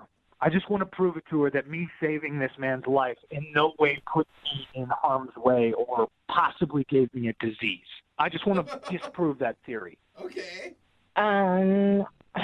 Honestly, like, I don't know. I think it's just still too soon, and like something can still come up. And, like, you can get. Yeah, some of that stuff can take months, Jennifer, before it actually pops up on a test. Because the problem is it's her feeling. It's not actual science or actual facts. Now that's just an opinion. I don't get that, Jennifer. You think every ER doctor and ER nurse in this country has a disease because of people that they've helped? No, I just think that maybe Patrick does. All right, well, Jennifer, would you like to go out on a second date with Patrick? We'll pay for it. We'll even pay for his health screening. I honestly, I'm sorry. Like, I know, Patrick, you seem super nice, and like I can tell you're making a lot of effort, even just like with the phone call. But like, I just don't think I can. Oh, this is so dumb. I guess I can't really argue with that. Rejection is God's protection. So. Okay. Really? I thought it was Trojan. I'm with Jubal. Well, I guess I should have used protection when I was saving this man's life. Yes. Oh my God! But That from is now not on, what we learned here, you guys. Before you perform CPR, always make sure you have some protection on you, okay? Yeah. Oh my God. Brooke and Jubal in the morning. 592 says, I think you guys just spoke with the worst human on the planet. Which is really saying something because we've talked to a lot of terrible human beings on this show. Yeah, we have. Brooke and Jubal in the morning. I'm talking about today's second date update. If you missed it, Patrick wanted to call this girl named Jennifer. They went out. He actually saved a dude's life on their date. He performed CPR on what we found out was a homeless man. Yeah. Well, and she didn't want to go out with him because she's worried about potential diseases that could have been transmitted to him from doing CPR on a homeless dude. Oh, I mean, I think a lot of people are arguing like, well, you don't need to do mouth to mouth anymore. It's actually compression. Like, that's not the point. He used what tools he was taught to save a man's life. Yeah. And then she didn't want to go out with him because of that. She said that she would have chosen to do nothing if she saw the guy passed out on the street. Yeah. Oh, man. I feel like no matter how he did CPR or revived the dude, she'd just been like, ew, you touched a homeless. Yeah. She was awful. It makes me so sad. So she didn't want to go out with him again. And he actually offered to get tested in order to go out with her again. Like, I'll get tested just to prove to you that I don't have any diseases from the homeless dude. He still was like willing to go out with her again. Yeah. Oh my God. I know. So who's more wrong in this situation? I can't figure it out. Either that or she must be incredibly hot. Yeah, that's always a big key. And everybody texting in at 78592 is talking about what a horrible person she is for not wanting to date him again after he helped save a homeless man's life, thinking that he must have some sort of disease now. I keep looking through our text where there's not one person that has Okay, this and girl's can back. we also say that we still don't know that this man was homeless? She just thinks he's homeless because he had greasy hair. Which that makes was it her worse. reasoning for thinking That's he true, was too. homeless. So if you Not pass- that it would matter either way. He's a human being. He's a person. But she's so judgmental. Which means if you have a bad hair day around this chick and pass out, then Dude, you're Yeah. I'm going to tell you, I You look deserve to homeless on die. a daily basis if those are her, bars for being homeless. Remember, if you want to do a second date update, all you have to do is email the show, and we will call the person who didn't call you back, even if they wish homeless people would just die because they're all my kind of dirty. You can just email us, and we'll call the person who didn't call you back. Moving 92.5. In today's second date update, something happened to a guy that I didn't think happened anymore. Not since like the 50s or even earlier, the 20s. He was out dancing with a girl and some guy came up and asked to cut in. Really? And then stole her time. I didn't know that still existed. I didn't either. What's up, Charlie? How are you? Hey, I'm doing all right. I'm doing okay. Thanks for your email, man. I appreciate it. No problem. Thanks for calling me. I really appreciate this. No problem. We'll get into the whole cutting in thing because I thought that was weird. But first of all, tell us about the girl that you want to call today. What's her name? Her name's Summer. Summer. All right. And where'd you meet Summer? Set up by a friend of a friend. Was it a blind date that you were going on then? Yeah. I'd never met her, but my friend said she was real nice and cool and that I should, so I said, sure, why not? And was she real nice and cool? Yeah, she was really pleasant. Pleasant? No one wants to be described as really Yeah. pleasant. That's like sure you- starting a sentence with bless your heart. You sure you want to do a second date update and try to get another date with her? Yeah, I do. I mean, she's stunning. That's the thing. There you go. Was she more stunning or more pleasant? I can't figure out with you. Well, she was pleasantly stunning. Okay. Pleasantly stunning. That's a nice way to describe her. So what did you like about Summer so much? Why was she so pleasantly stunning? Well, I expected her to be blonde, with a name like Summer, but she had jet black hair and tall and fit and just everything a Summer was not supposed to be. That's what she was. She was it. She was like a naughty Summer. She's a witch. The hottest Summer ever. The hottest Summer on record. And you got a date with her. Yeah, I got pretty lucky. So Were you nervous when you saw her? You were obviously taken aback with how beautiful she was. Well, yeah, it was just, I wasn't even sure if it was her, really. I just kind of made eye contact, thought about it for a second, and I was thinking, just do it, man. Just go approach her, just ask if her name is Summer. And it was. okay, awesome. Yes. So your email said that you guys hung out at a bar and did some dancing, and there's some point where a guy cut in on you?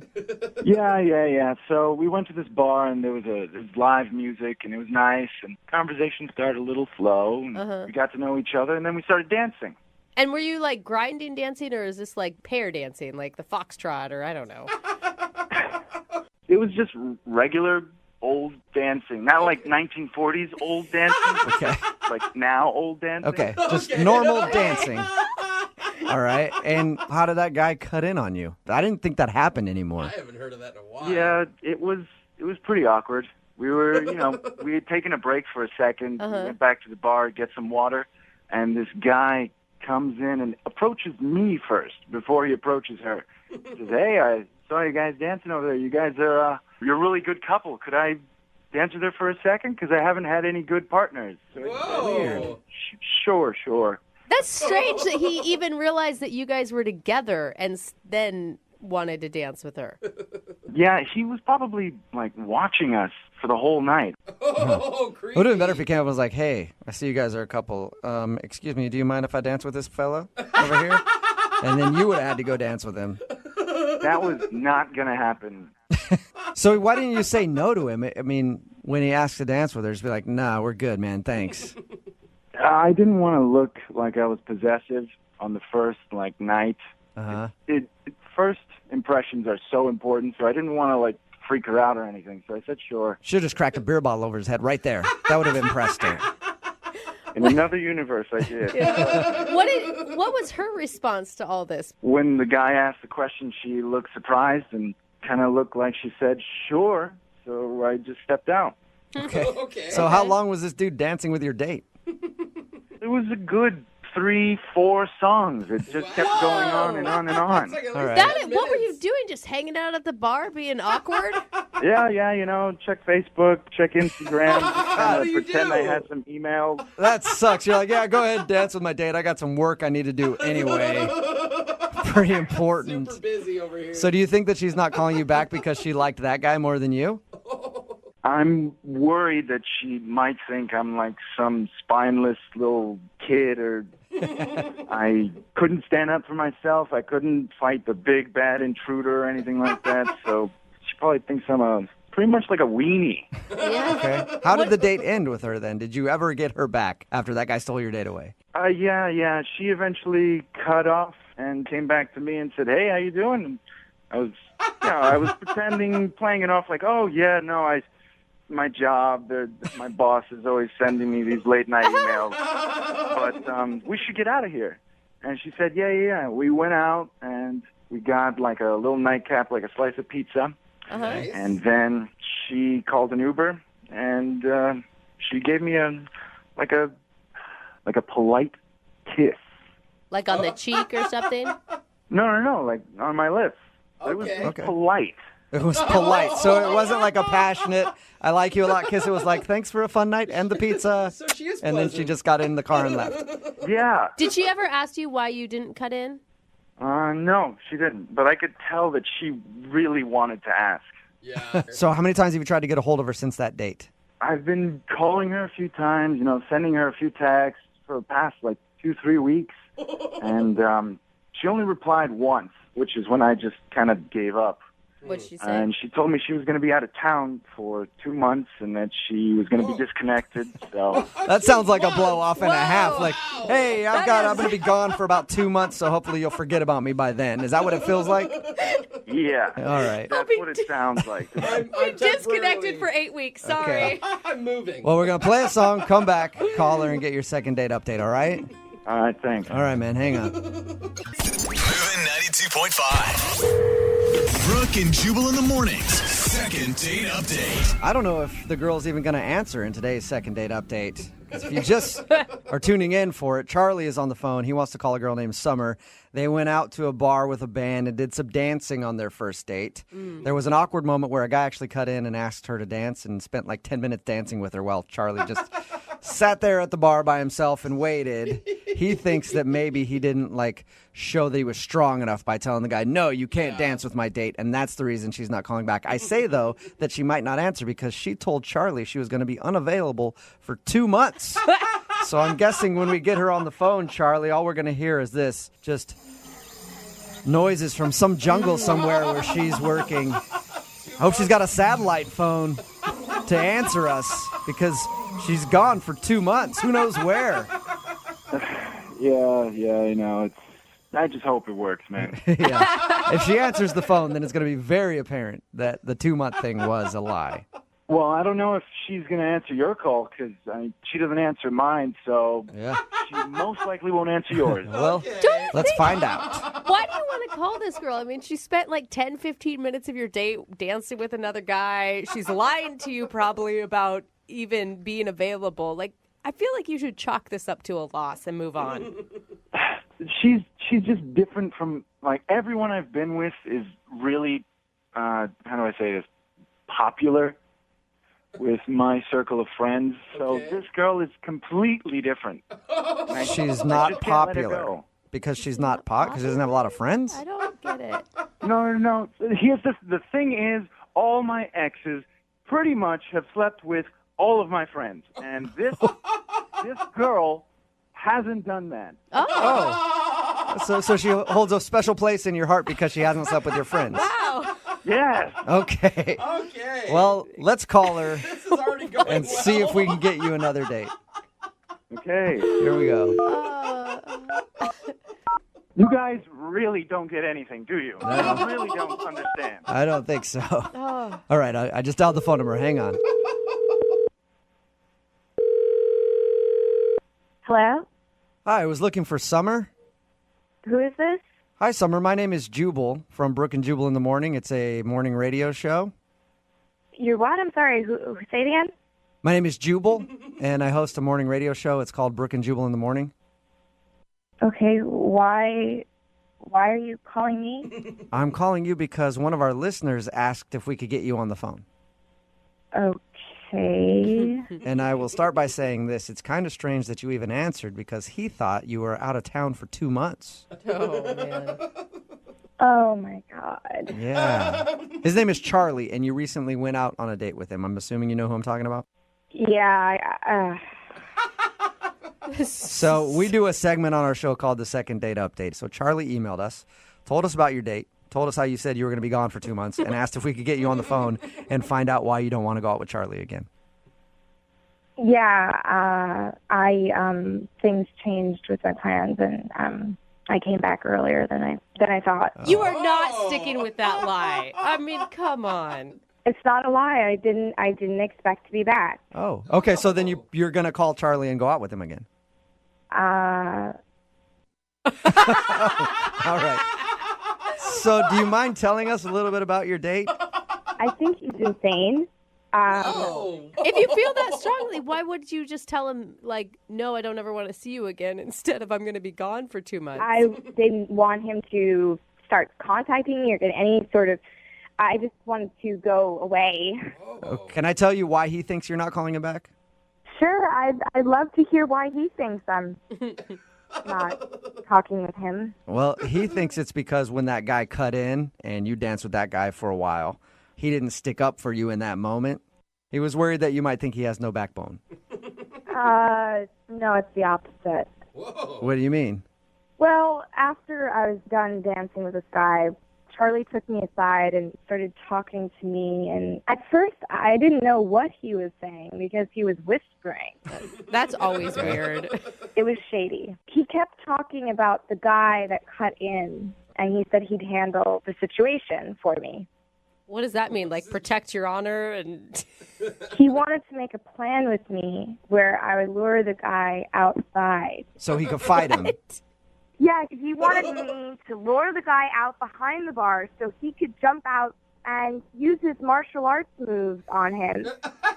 Did you say use his martial arts moves on him? What? Yeah, he said he could snap the guy's neck in one move, and then he showed me.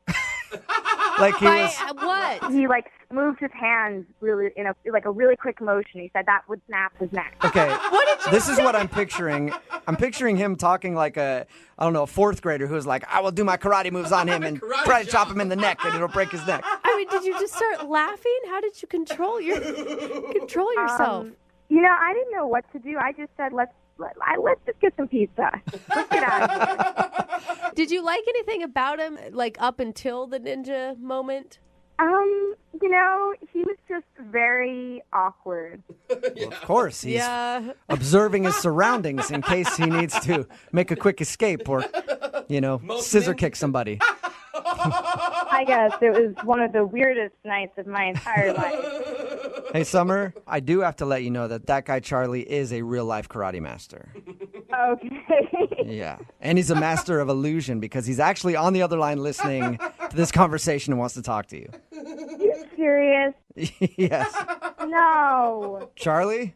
Yeah. God. Should I say Charlie-san? Charlie-san, are you there? Yeah, I'm right here. Summer, I was just trying to do, the right thing, okay? I was trying to defend your honor, all right?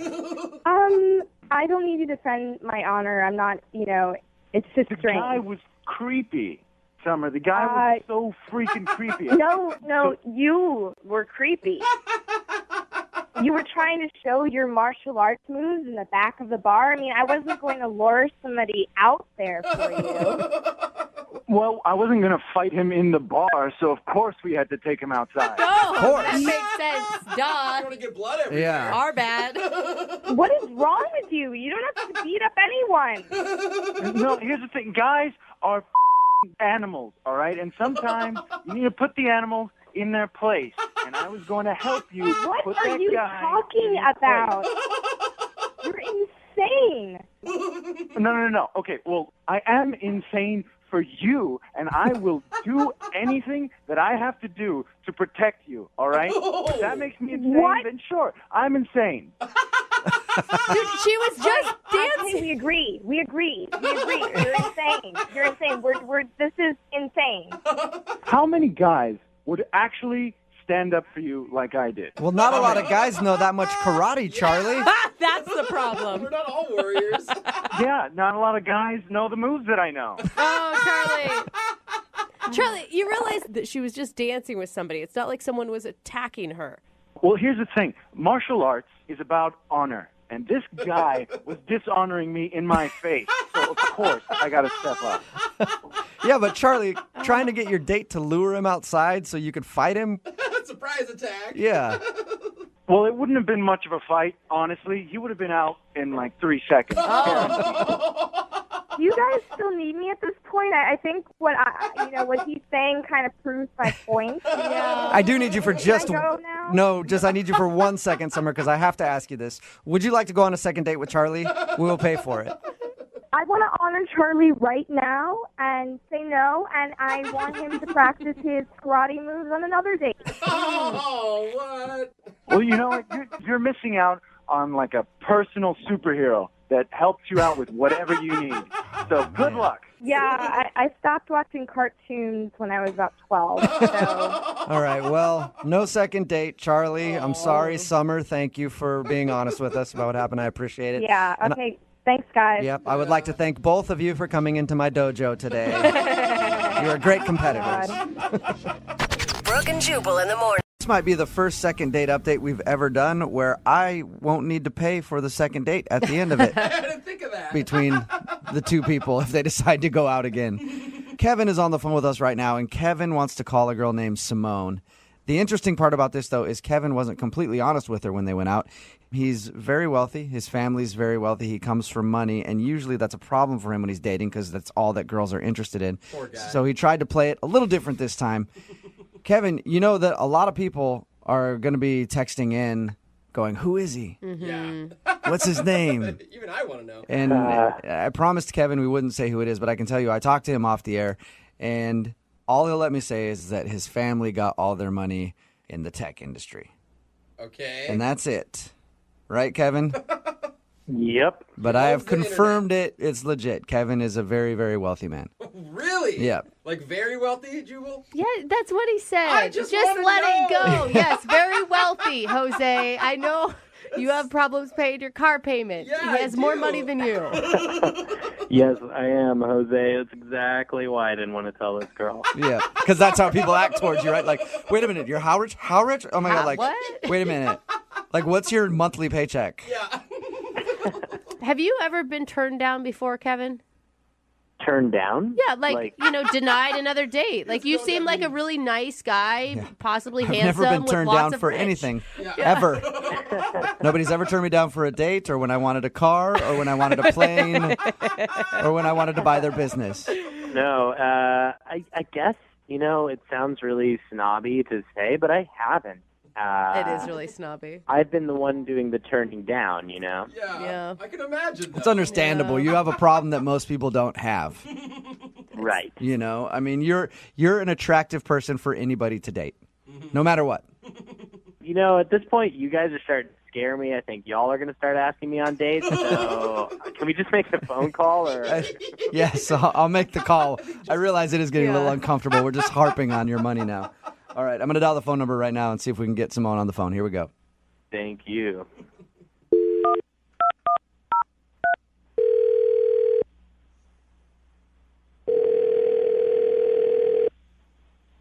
Hello, Hi, can I speak to Simone, please? this is Simone. Hi, Simone. How are you? This is Jubal from Brooke and Jubal in the morning. I'm sorry, where did you say that you're from? Jubal from Brooke and Jubal in the morning, the radio show. Okay. I'm not familiar with that show. Oh, so you're the one. I don't get it. Yeah, you're not supposed to, really. That's fine. So if you don't listen to our show, I'm calling you today because you recently went out on a date with somebody who does listen to our show, and he asked me to get a hold of you. His name is Kevin. Okay. He's texted you a few times and hasn't heard anything back. Did you not like going out with Kevin? This is just really weird that you're I don't know, calling me and asking me about this. I understand. We make a ton of these phone calls. It's never not weird. But do you have a few minutes to tell us about your date with Kevin? I don't know. Is this going to, get really weird and personal? Because I definitely don't want to do that. Get as personal as you want it to get. We're just wondering why you're not calling him back. That's all. And he's wondering why you're not calling him back. I don't know. I just guess I didn't really get the right kind of vibe from him. Was he like too nice? I mean, we talked to him. He sounded really nice. Maybe too nice?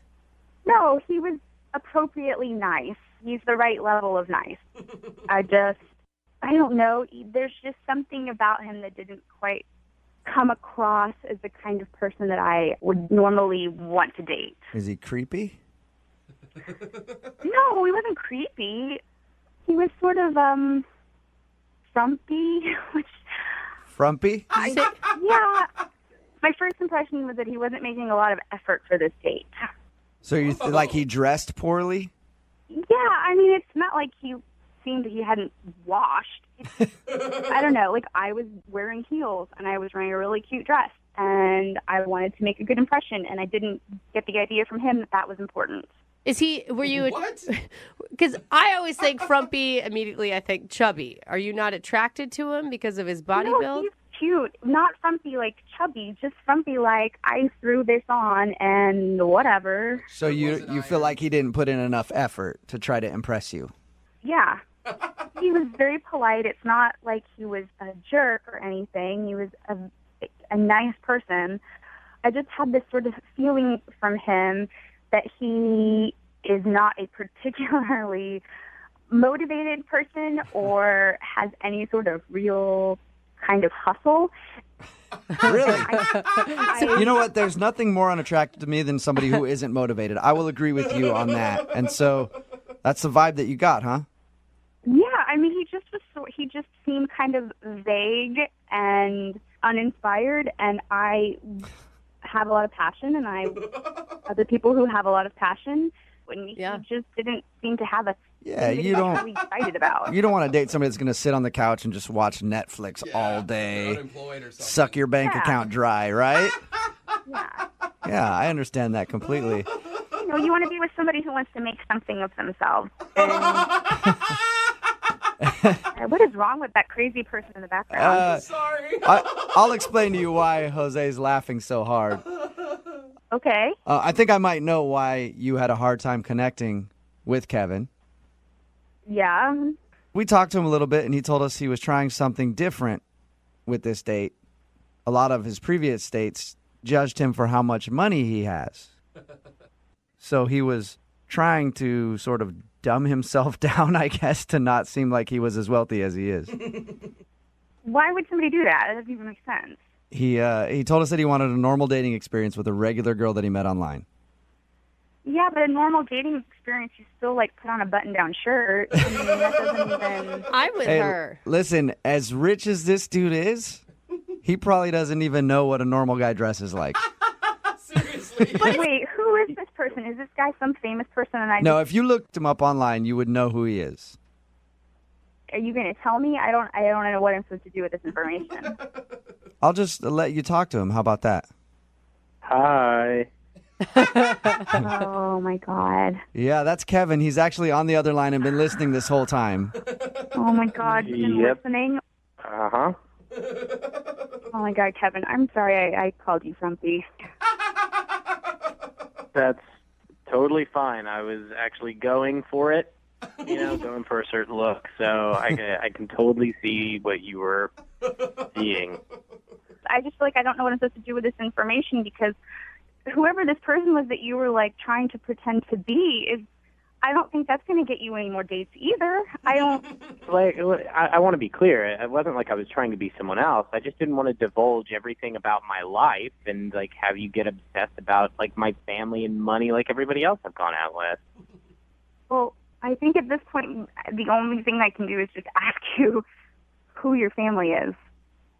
Yeah, that's what I was avoiding. I don't want it to be about that. I don't want it to be some sort of I'm wooing you with cash here. Well, I wouldn't want it to be about that either, and I'm sorry that you've had that experience. I understand why you've had that experience, but give me a chance to not be that kind of person. So wait, I can't tell, Simone, do you want to go out with him again, or do you not want to go out with him because you still think he's boring? I can't tell.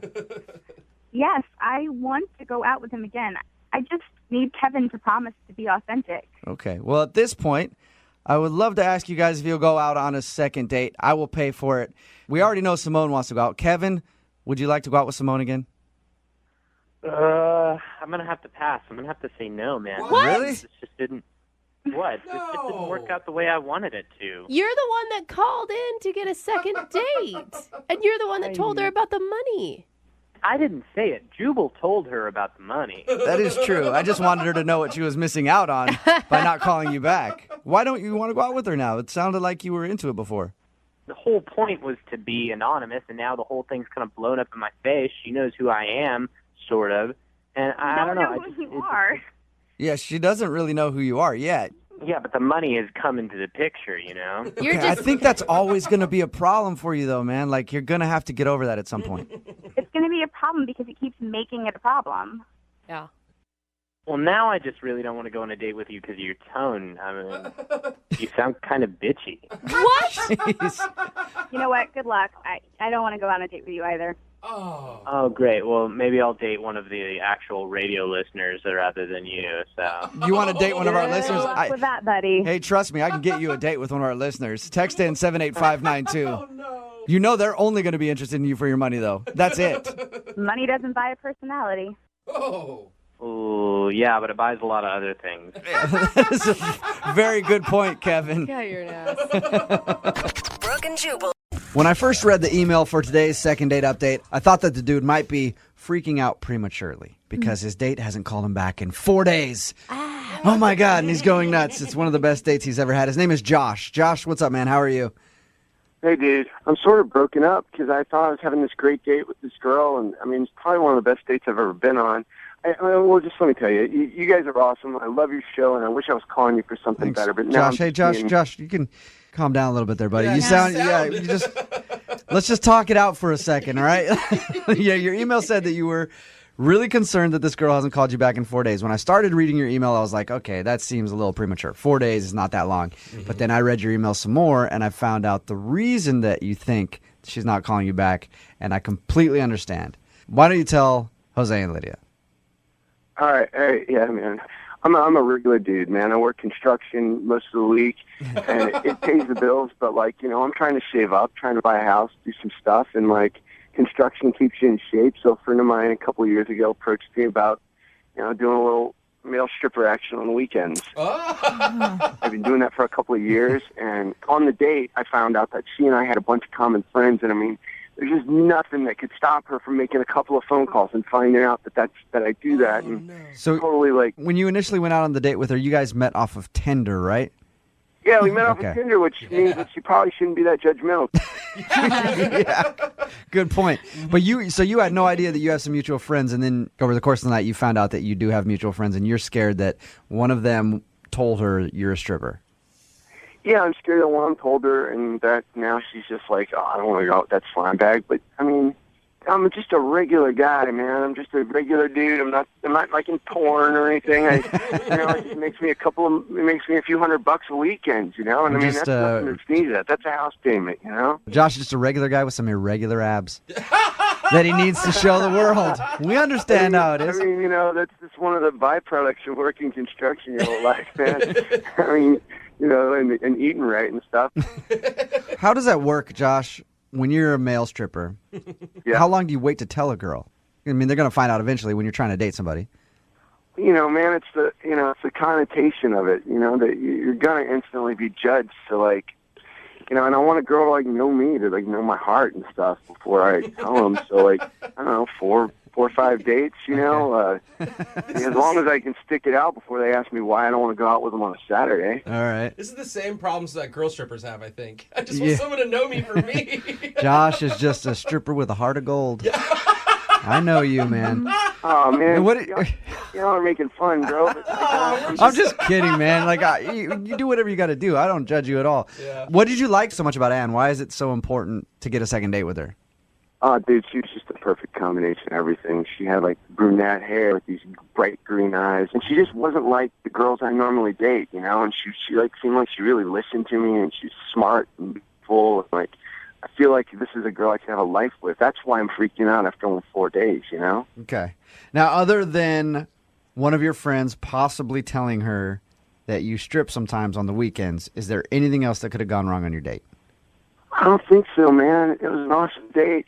And, I mean, even if she found that out, like, she needs to give me a chance to explain, you know? Yeah. Know me. Have you talked to her at all since you went on your date? Like, have you texted back and forth or anything? I texted her, you know, like, what do you like today? And she texted me back that said, I'm really busy right now. And I figured that meant she was just going to text me once she wasn't busy, like, you know, in an hour or something. And then just nothing, man. All right. Well, we'll play a song, come back, call her, and get your second date update, okay?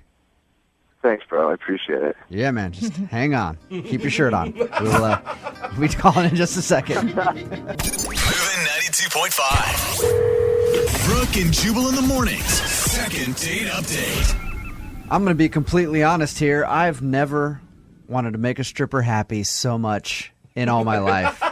And I've put a lot of effort into making strippers smile. This is the first time you're doing it without dollar bills, too. It's true. I don't know how to do this, but we're going to give it a shot here. Josh is on the phone for his second date update.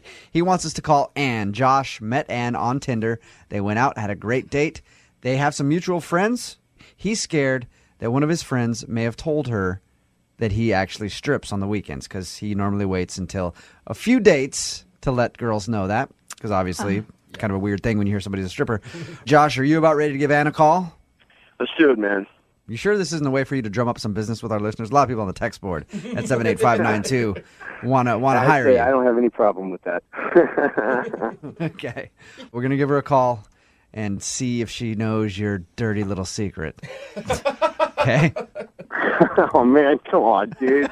Call it a dirty little secret. It's a part-time job. Oh, Okay, all right, sure. Josh is just like, just shut up. Yeah.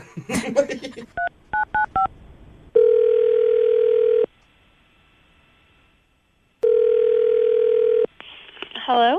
Hey, can I speak to Ann, please? This is she.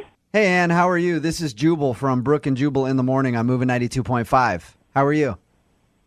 You familiar? Is this like an ad thing or like you're trying to like sell something or? No, I'm not a telemarketer, although I hear it pays well and I might do that soon. But I'm actually calling from a radio show, Brooke and Jubal in the Morning on the radio station moving 92.5. I'm not on the radio though, right? You are on the radio, yes. Oh, why? We do a segment on our show where listeners email us about people they've gone on dates with who don't call them back. Somebody emailed us about you. His name is Josh. Josh called the radio station? Yes.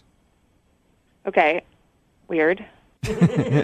He thought maybe you were blowing him off. No. I'm just working every single day, like 12 hours a day. Oh. Basically, I'm up for a promotion at work right now, but so I just texted him that I was really busy, and that's all I can think about right now is work. Okay, so this you week, need to be doing my work. You planned on calling him back then? Yeah, I was going to call him this weekend. So he was a little premature in thinking that you didn't want to go out with him. Yeah, I mean, we had a really great date. I don't know why I wouldn't want to go out with him. I mean, now I'm a little bit like weirded out about this thing, but this is a first. Yeah. So you actually legitimately were just busy. Well, yeah, but I also told him that. That never happens. Yeah. I mean, most of the time when people say they're busy, they're usually like, I don't want to see him again, so I'm just going to let him down easily. No, we had a really good date. It's just that I've never been this busy before. You know, I thought that you weren't calling him back because of his secret. Oh, Jubal. What? I thought you weren't calling him back because of the, you know, the secret that he has. No, dude. What are you like? What secret? No, don't go there. We don't need to go there. Why don't we just do it now, Josh? Just get it out in the open. Oh, man, trust me. But she didn't. Everything's cool. It'll be better this way, though. It'll be better for you this way. We just get it out there. What's going on? Oh no! Is he on the phone? Yes, he is. Josh. Oh my God. Hey, Josh, say hello to Ann. Hi, Ann. I know this is insane, but I find out why I hadn't heard from you because I just had such a great time with you. And I thought that you probably found out this secret about me from one of our friends, and I just... I'm actually, really weirded out that people keep saying secret. Josh, you should just probably... let me just...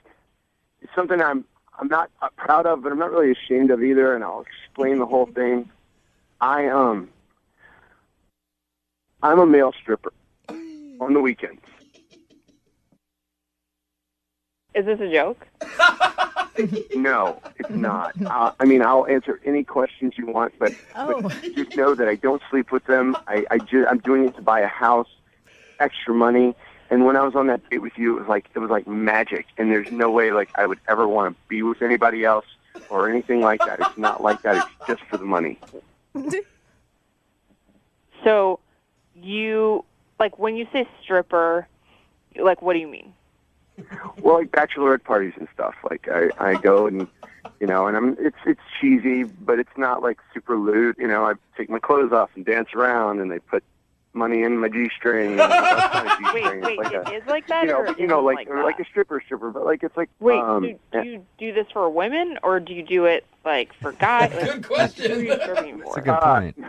No, I told them early on that I wouldn't do guy events. They pay more, but that's not my thing.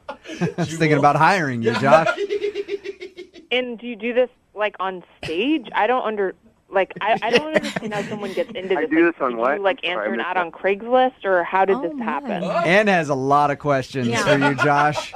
It's really just all about the money, and I would hate for my second job to ruin what I thought was probably the most unbelievable date I've ever been on, and maybe ever will be on. And I just think you're wonderful, and I want to go out with you again. So, here's my question. So, okay, so we know some of the same people, and Right. if you were afraid that I was going to find out from them, why didn't you just tell me?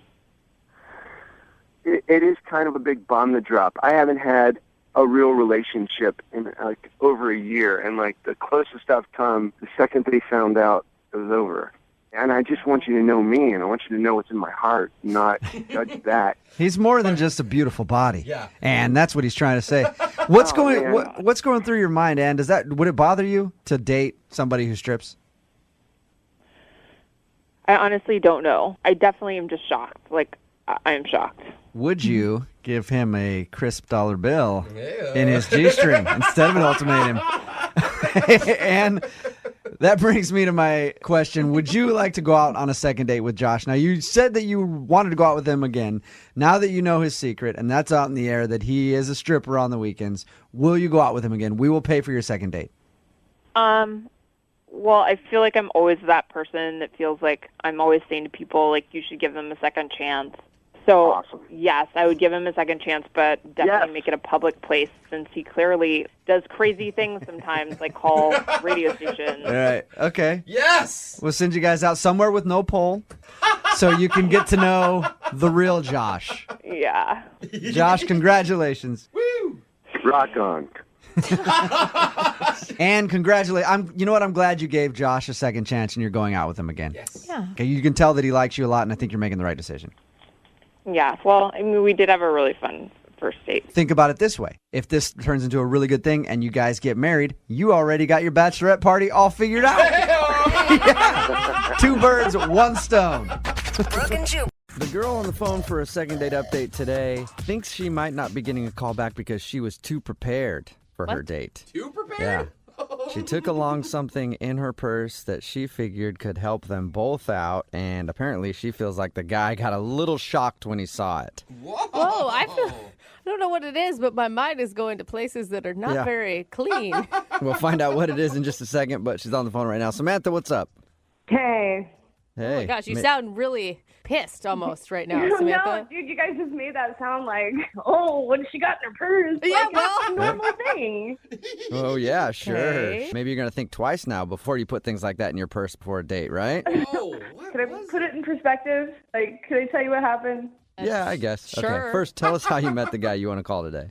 Yeah, so his name's Charlie. and we were set up on a blind date by mutual friends. Oh, and was it like blind where you hadn't even like stalked him on Facebook or Instagram or anything? Well, I didn't know his last name, so I couldn't do my due diligence. Okay. You know? Okay. But you did look at like every Charlie in like a 50-mile Dude, I looked at radius. so many Charlies.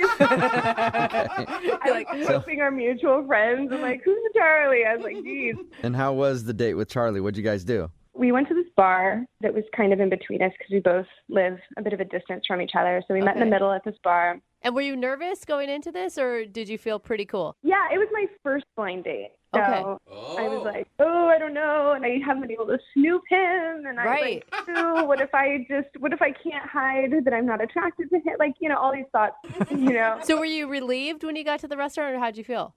He's very cute. Okay. Very cute. He's like the definition of my type. He's tall, he's got dark hair and green eyes and like these thick eyebrows that kind of come up to a point that I like on guys. I'm like picturing Dracula, what you just described, but no, but I'd give him a shot, at this point. Okay. All right. So you were pleasantly surprised with Charlie. Tell us about your date. So we sat at the bar, we're chatting, we're laughing, the conversation is flowing easy. And he said I can't remember what it was, because this is like on our second drink. Mm-hmm. He said something super funny, and I was like, all right, cheers to that. And then we clinked, and I was like, hold on, to commemorate this moment, can I get a picture? Because what he said was just, it was like a perfect moment on a date. Hold on, though. You stopped in the middle of laughing at somebody's joke to take a picture? Yeah. No, the laughter had ended, and it was like, I think I did it at the right moment, So that's when I reached in my purse, and I grabbed my selfie stick, and after he said yes. Wait, what did you just say? Hold on. I said I grabbed my selfie stick out of my purse. You brought a selfie stick with you on a first date? Well, it's always in my purse. Okay. Yeah, but then you have to like attach your camera to it and then pull it out. I mean, this isn't. Oh, come on, you're making it sound like it's like hard labor. You just pop it in and hold it out. Okay, I would be off put if I was on a date with you. Dude, it's so normal. No. Yeah, No. It is. It is. It really is. I just feel like that's a lot for a first date to put a first date picture up on Instagram. Look, it's obvious you haven't dated in like a long, long, long time. But people do it all the time. Or maybe this is like a generation gap where you guys... Oh my God, I am not that old, all right? Listen, All right. I am married. I will say married, but I'm not that old. Okay. Well. So you ended up taking a picture with your selfie stick. You said in your email you thought that might be one of the reasons he's not calling you back. That's the only thing that stands out in the date, because like after that, a group of his friends were also just happened to be at the same bar, and they came over and they said hello, and he introduced me, and they invited him to... they were going to some other place, and he was just like, yeah. And so we closed out and walked outside. It was gorgeous. It was absolutely gorgeous. The moon was huge. It was bright. It was creating this like beautiful blue backlight. I didn't take a picture. Okay, I thought that's what we were working up to, and I'm like, all right. No. But it was just really romantic and just sort of magical outside. And so, we went out to get some air, and I pointed it out. I was like, wow, look at the moon. It's gorgeous. Like, this is so romantic. It was a perfect moment for a first kiss. And? That's what I'm thinking. And I don't think he picked up on the moment. Oh. Did he just stand there and go, yeah, it is gorgeous? Yeah, that's exactly what he did. That is exactly what he did. And so I was like, okay, well, maybe he's a little socially awkward. So I started like slowly leaning in. Yeah. And he's like, what are you doing? Oh, you got shot down. Oh, no. Dude, so I got shy, and I was like, you have something on your shirt. I was just going to get it off. I will say, smooth recovery. Yeah. Very. Well, not exactly, because he was like, really? Because I thought you were trying to kiss me, and that would be weird. Shut up! He said that? He said, and that would be weird. Whoa. And that would be weird. And I was like, no, I wasn't trying to kiss you. Like, You're like, What are you talking about, you That's pervert? You out here disgusting. trying to kiss me or something? Are you dropping hints? and he's like, because I just met you. And I was like, of course, yeah, I just met you, Yeah, of course. Yeah. That's pretty funny. I like her. So that's an awkward end to the date then. Was that like the last little bit of... so that felt awkward, but like the conversation was so free-flowing, and it was so easy and light and fun. And that's why I'm kind of disappointed he didn't call me afterwards. Okay. Yeah, well, I could see that. I mean, selfie stick aside, it sounds like a great evening. Like, how can a selfie stick, something so simple, be a deal breaker? I wouldn't think that would ruin things for you, but maybe the awkward kiss moment could have. Well, he doesn't know that I was going in for a kiss. I played it off pretty well. Yeah. All right. Well, we'll play a song, come back, and then call him and get your second date update, okay? Okay, thanks. All right. Hang on. Moving 92.5. Brooke and Jubal in the mornings. Second date update. Samantha is on the phone, and she wants to call a guy named Charlie. They were set up by friends. They went out to a bar, had a fun time. She thinks that he might have thought the selfie stick she brought along was awkward to take pictures with. And then at the end of the date, there was another awkward moment when they walked outside and saw the moon, and she looked up at it and was thinking, this is so romantic. I know that he's just going to lean over right now and we're going to make eye contact and we're going to share a beautiful kiss. And then in his head, it was just, that is a nice moon up there. That sure does look good. It'd be really cool if you would kiss someone in front of that moon, but too bad I don't got nobody to kiss. So it was definitely mixed signals. He wasn't getting the right signals from her. She tried to lean over for a kiss, and he was like, whoa, what are you doing? And she had to play it off like she was getting something off of his shirt. So they parted ways, and she hasn't heard from him since. So we're about to get him on the phone and find out why. Jubal, I need you to not bring up that I tried to kiss him, please. Oh, you don't want that information out there. No, dude, you guys are killing it. I got away with it. Why are you? Okay. Yeah, I mean, you said that you played it off fine, and you said that he had no idea, so I won't bring that up. I won't say, hey, did you notice that she was trying to kiss you when you shut her down accidentally? Oh, my God. Okay, I'll dial his phone number right now, okay? Here we go.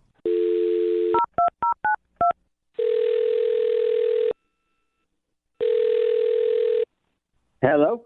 Hi, can I speak to Charlie, please? This is he. Hey, Charlie, how are you? This is Jubal from Brooke and Jubal in the morning. What? I'm sorry. What's Brooke and Jubal in the morning? What can I do for you? It's a radio show, a morning radio show. A morning radio show. And what does it have to do with me? Well, I'm calling you today because we recently got an email about you from one of our listeners. An email from a listener about me? Yes. Why?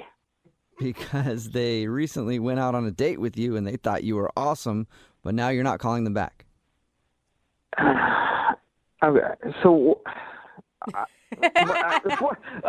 I know, it's weird. I'll I'll explain it to you, Charlie. I'll explain it to you. We do a segment on our show called the Second Date Update. That's where if you go out on a date with somebody and then end up not calling them back after, they email us to see if we can get you on the phone and find out what happened. So you went out with a girl named Samantha the other day. Isn't not returning the call enough? Well, apparently, I mean, it's enough to let them know you're not interested, but they want to know why. Wow. I don't really know if I want to talk about it. I don't know if it would be fair to Samantha. I don't know. Well, if you're thinking about it being fair to her, she is the one who wanted us to do this phone call, and she also said that she's willing to hear whatever the reason is. I mean, she told us that she thought you guys got along great and that you had good chemistry. Oh, good chemistry. She said that as well. Well, okay, listen, she didn't say that specifically. That's how I interpreted what she said about the date. Like that you laughed, it was easy. There was yes, even... it was easy to laugh, yes. Whoa! Wait, did you mean that, like, did you just insult? Was that an insult? No, listen. All right, look, I am, this is difficult. I'm not a jerk. I enjoyed meeting Samantha. It's just obvious to me that she has some drama going on in her life, and I don't want to be involved in it. Why is it obvious? I don't know what she told you. Well, she said that you guys got set up through friends, went to a bar, took a picture there, and then hung out for a little while, and that was about it. Took a picture there. Okay, yeah. It was more than a picture. It was like a production shoot. She breaks out a selfie stick, has to take a number of different pictures till she finds the right one, then spends more time putting effects and filters on it and whatnot. I was willing to be like, all right, no, whatever, no big deal. But then I get home and on Instagram, she's got somebody else tagged, and the quote is what freaked me out. She's like, I want to get specifically. Hold on. She says, "Sorry, Jake. Looks like I've moved on." Nuh-uh. What? You were part of a revenge picture? Oh. I guess so. I don't know what is going on, but there's some kind of drama there, and I don't want to be involved in it. She did not tell us that. She made it sound so innocent, like she was just capturing the moment, and it was no big deal. I don't want to be involved in any of her drama. I've had that stuff in the past, and I am not ready to deal with it. I don't want it. Wow. Dude, Okay, well, you're probably going to really like the fact that she's on the other line listening and wants to talk to you. Not dramatic at all. So, Samantha. What are you talking about? She's on the phone? Yes, she's listening right now. Samantha? Yeah, hi. Oh, my God. So first, Charlie, let me just say that there is absolutely no drama at all to be worried about. And just to explain that post, I recently got out of a relationship, and my ex had done that to me a few weeks ago. And sounds drama-free. Well, right? and so I did it back. But what the point is we both shot our shots off the mast at each other, and it's over. Oh, sure. All right. If I could, and listen, Samantha, I really enjoyed your company, and as I said before, I knew you were there. Absolutely beautiful girl, but I felt like I had been cast in this role of your boyfriend, and you were shooting like you were just looking for somebody to stand next to you in the Instagram shot. I know.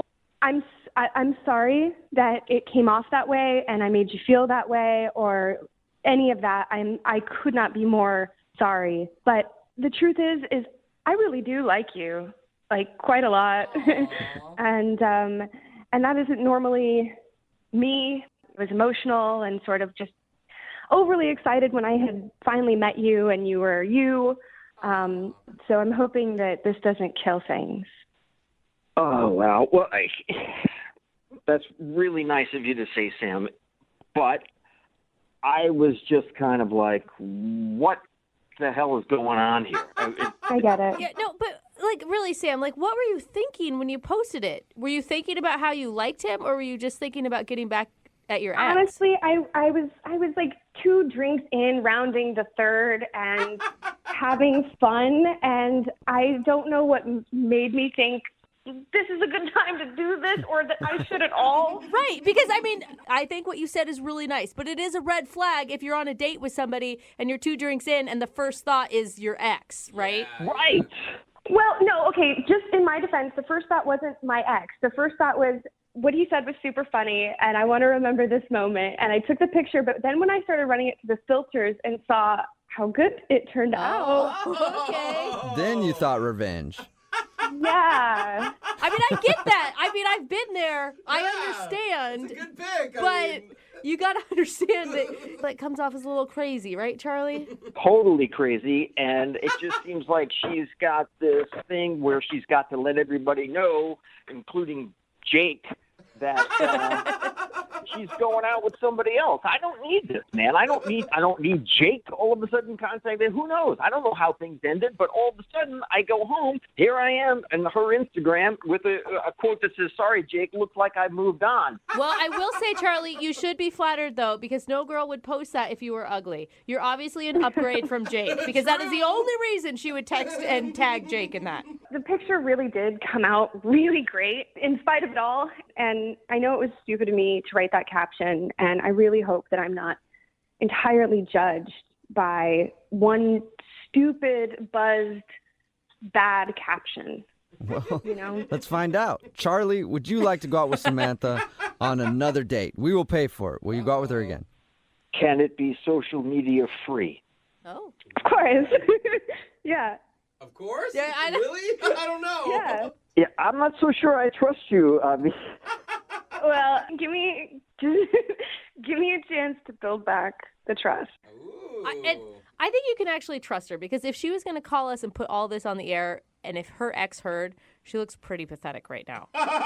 So she's just risking a lot for this date, I'm saying. Thank you. What do you think, Charlie? You know what? I think it's worth one more date. Let's do it. Oh, cool. So that's sweet. All right. Well, congratulations, you two. And hey, Samantha, on this date, if you actually do try to lean in for a kiss, it might actually happen. Jubal, you weren't supposed to say anything. Say what? I just thought maybe you guys could share a kiss. Brooke and Jubal in the morning. Text in, it's 78592. It says anybody that posts a "I'm so over you" picture on Instagram or any social media is proof that they're not over anything. Yeah. It's Brooke and Jubal in the morning. If you missed today's second date update, Samantha wanted to call a dude named Charlie. They went out on a date. She had a great time. Was wondering why he wasn't calling back. Well, on that date, they took a picture, and later on, he went home and saw it on Instagram. He was tagged in it, but so was her ex-boyfriend, saying, "Look at me, I'm moving on." And he didn't want to go out with her again because he's like, okay, that's weird. I don't want to get wrapped up in all this drama. But they worked it out, you know? Yeah. You know, kind of. He's probably still worried a little bit. And like I Yeah. said, he's hotter than the boyfriend, so he's got that going for him. True, that was Yep. a good point. You know, you're never going to post a picture with somebody uglier and say, hey, I moved on. No, definitely not. At the end of it, they did agree to go out again, and she promised that she won't do that anymore, and she's over her boyfriend. So Yeah, we'll see where they wind up. Remember, if you want to do a second date update, all you have to do is email the show, and we will call the person who didn't call you back. Going to being just blown off for a date. What's that? Somebody constantly scheduling with you and then changing it over and over and over and over Like again. just Because this is like, why can't you just be honest and say, I don't want to go out with you, instead of constantly stringing me along and be like, I can't go out today, but how about like 2 weeks from now? And then you schedule 2 weeks from now. Oh my God, something else came up. That's the issue that Jill is having. Jill is on the phone today for a second date update. She emailed us about a guy named Sam that she met online. Jill, how are you? I'm good. How are you guys? So that seems to be the issue, huh? Sam is just kind of stringing you along. Yeah, he just keeps pushing things further and further away from me, and I just don't understand why. Okay, well, how did you meet him, first of all? We met online. You did. I thought he was super nice, and we had talked for a few weeks before we actually decided to meet, but we did have, like, good conversation throughout that time. Was it a dinner and drinks type of situation? Yeah, it was a dinner date. Okay. And he was just super nice and handsome, and I was just, like, really excited about it. But there was, like, a red flag. Uh-oh. What was that? I really thought he was a good guy, so I was giving him every signal I could think of to try and get him to kiss me. Yeah, you're like touching his arm. You're pushing your boobs together. You're trying to scoot over closer to him. Yes. You know, the shuffling of the keys at my car door, like everything. Oh, that's the worst, when you're standing there and just waiting. Yes, and even more embarrassing is that there was a point where I was literally like inches away from him, like our toes were touching. Okay, and he just was not getting it. No. And all he could muster was like, yeah, let's hang out this weekend. In his defense, maybe he's just a guy that gets nervous in that situation. Or maybe he doesn't kiss on the first date. There are some guys like that. That is very rare. Usually guys don't kiss on the first date because they're scared to go in for it. I've been in that situation too, where I can tell a girl wants to kiss you really bad, but still in the back of your head you're like, no, I don't think she went out. I don't think she enjoyed herself enough to do it. I'm not going to do it. Then the date is over and you're like, damn it, I missed the opportunity. So Really? I hope that's what happened. Why didn't you just kiss him, Jill? What kept you from doing that? I felt like I was trying to make all the moves to get him to know that I was interested. So him, like, not reciprocating in the same way, Right. I felt, like, nervous about it because I'm like, I'm not going to just, jump on him because I was giving him all these signals. do you feel like he didn't want to kiss you? I don't know. That's what I don't understand. Like, I thought it was a good sign that he said, all right, let's hang out this weekend. So I'm like, okay, so he doesn't not have an interest in me. He does because he wants to see me more. And anytime you refer to future plans, it's always a good sign. If we call this guy and get him on the phone and he says, dude, she just was like a close talker, especially at the end of the night, like she was jingling her keys in my face and her breath was just terrible. And I thought about kissing her and she just smells funny. Are you going to be upset? Of course, but I would at least like to know. Yeah. Because he keeps making these future plans, but then they just keep getting pushed like every 3 days. Like the day comes and then he's like, sorry, I forgot about this with work or whatever. Let's hang out a couple days from now. And then that day comes and you're like, you're just going to kill me, but this and this came up. How many times has he rescheduled? 5 times. Do you think he's just flaky, or do you think that he's trying to not see you? I don't know. I usually think that, like, you would just stop responding or send me a text and it just didn't work out or whatever. Right. But don't keep rescheduling. And Yeah. I just really want help with it because I don't know what went wrong. I'm a person who overbooks myself, and I always screw somebody in the situation, and it doesn't feel good. So maybe it's just that, he has a couple more priorities over you right now because you've only gone on one date. Yeah, and I understand that. I just would want to know that that's the truth.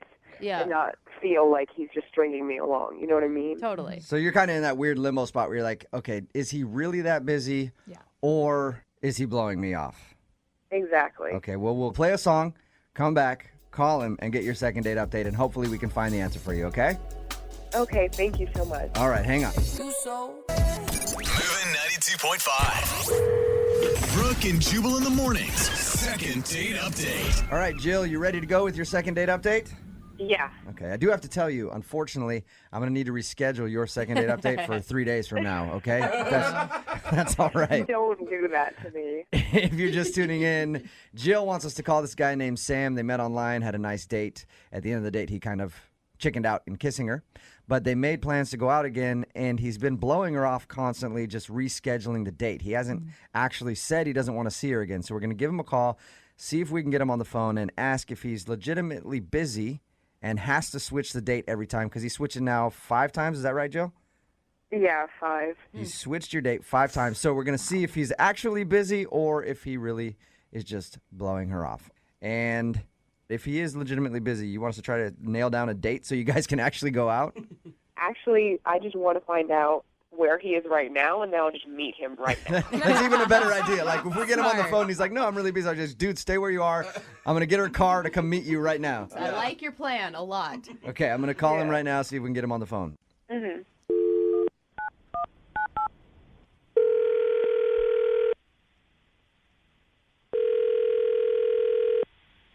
Hello? Hey, is Sam there? Yeah, this is he. Sam, how are you? This is Jubal from Brooke and Jubal in the morning. Okay, hey. Are you familiar with our show at all? I mean, kind of. Okay.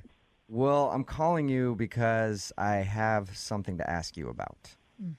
You recently went out with a girl named Jill, who listens to our show. Yeah, I did. Okay, and How'd you guys- Jill emailed us and told us a little bit about meeting you, told us about your date, said that she liked you a lot.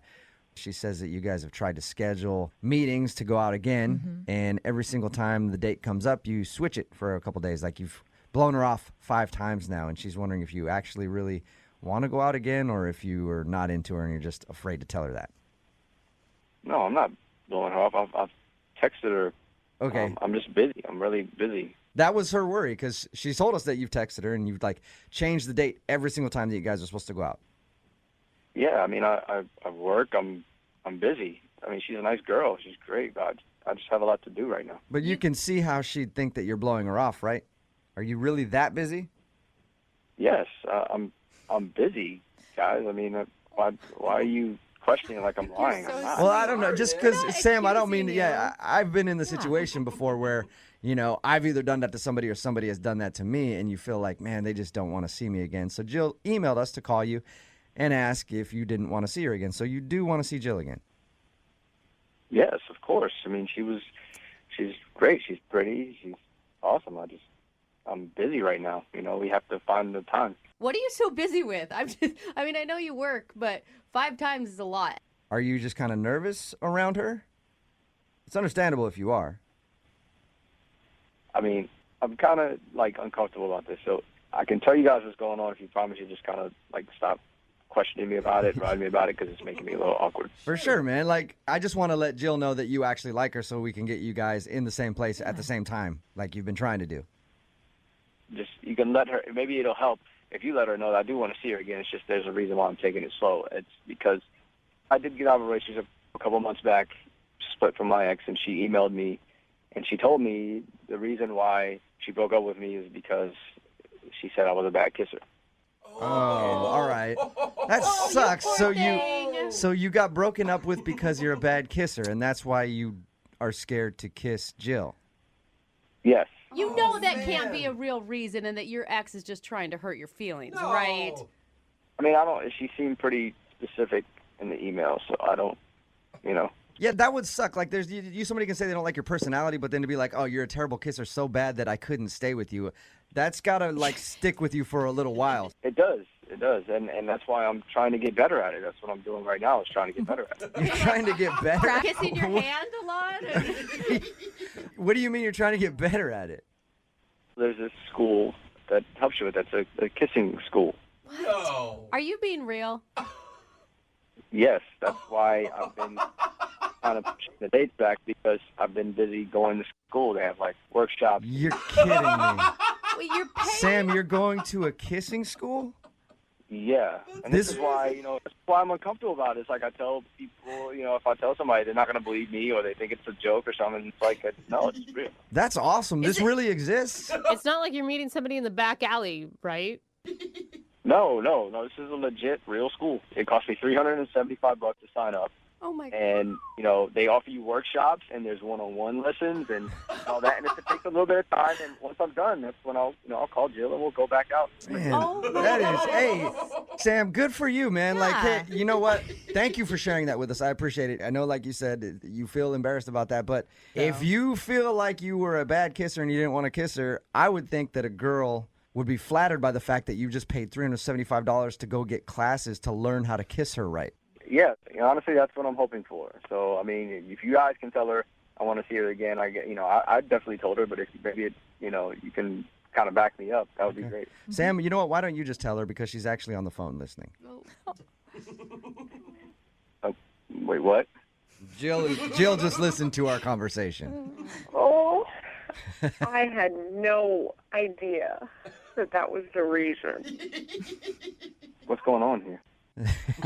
It's called a second date update. We do it on our show where we call somebody who went on a date with one of our listeners and they think they're being blown off, and we ask them what happened. We have that person listen on the other line to see if we can get an answer. And Jill just heard you say that you're going to a kissing school, so hopefully you can kiss her better if you guys ever go out again. Please tell me this is like make-believe and joke. It's not Poor real. thing. It's not make-believe. You poor baby. I'm so sorry you had to go through that. This is really embarrassing for me. I mean, I screwed up somewhere in the past. Obviously, I'm just trying to fix it so I don't do it again with you. And yeah. Sam, you make it sound like you're like a drug addict who had a problem and then fell. You just were told by an ex that you don't kiss that well. It's not like a problem you had in your past. I think you're gonna be okay, man. Kissing rehab? Yeah. I mean, I actually think it's really cool that you're trying to look into it and make yourself feel more confident about it, and you don't even have to worry about it. I'm not going to pressure you or anything. Oh my gosh. Awesome. But I mean, that's the thing. I enjoyed our time. I really do like you, Jill. I enjoyed going out with you, and I don't want to ruin it by, being a bad kisser, because it's like she thought I was bad, and if you think I'm bad, and you don't want to go out with me anymore, it's like, No.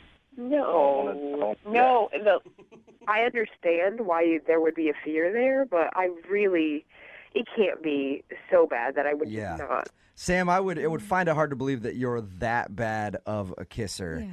That Jill's going to kiss you one time after she already likes you from your first date, and then she's just going to go running for the hills. Like, oh my God, that was terrible. Yeah, maybe. I doubt that you're that bad of a kisser. I thought I wasn't that bad before, but clearly someone broke up with me. Well, you got to be way better now. It's sometimes it's just that two people's chemistry doesn't work well together, and maybe it was just you and your ex. Kissing with a different person is different every time. I mean, and think of all the cool stuff you've learned. Yeah, I mean, the classes have been good, and I really feel more comfortable doing it. I just want it to be, perfect, I mean, they say first kiss is always like that, the big thing, Sam, I have an idea. Why don't you save the rest of your $375 and we just go out on dates and then we can practice? All right. Oh, that's a good idea, Jill. Sam, would you like to go out with Jill again on a second date? We will pay for it. Of course. I mean, yeah, absolutely. Okay. But and before your classes are done at the kissing school, I want you guys to go out soon. Okay, yeah, I can do that. I mean, I would rather practice with her than spend money. Yeah. Yeah, there you go. Extra credit, Sam. So you'll go out with Jill again. Absolutely, I want to. Jill, I'm assuming you want to be his kissing coach from this point on. Oh, of course. All right. Well, congratulations then, you guys. Jill, you got your second date. We'll send you guys out again. Yay. All right. And if before you guys get more intimate and he suddenly disappears, he's like, I was going to a sex school trying to figure out how I would not recommend another date after that, okay? Brooke and Jubal in the morning. Text in at 78592 says, that's so sweet. I almost cried. Really? Aw. Enjoy Really? the kissing classes, cutie pies, is what it says. It It's is Brooke and Jubal in the morning. And we're talking about the second date update. If you missed it, Jill went out with a dude named Scott once. And after that date, he kept being kind of elusive and postponing the second meetup. In fact, he rescheduled 5 different times. And Jill thought, of course, she was being blown off and couldn't figure out why because they had such a great time. And we got Scott on the phone, and he revealed that the reason that he kept promising a date and then changing it is because he enrolled himself in a kissing class to improve his kissing skills. Wow. He said he had an ex who recently said the reason she dumped him is because he's a horrible kisser, so he's trying to fix that. I just have so many questions about these kissing schools. I know, I didn't know they existed at all. Interesting. Jill thought the reason was endearing and cute, and of course wanted to go out with him again if he learns to be a better kisser. Yeah. I wonder how bad he really was, too. I know. I mean, where you literally have to pay to have someone exactly. teach you? That's pretty bad. Just keep doing it, man. You'll get better, I think. I mean- We've all done. Well, I don't know. I've had a couple boyfriends, and Yeah. I'm like, that's not ever going to improve. There's some people who never get Yeah. better at it True. at all. That's true. So they're going to go out again. Remember, if you want a second date update, all you have to do is email the show, and we will call the person who didn't call you back. Move at 92.5.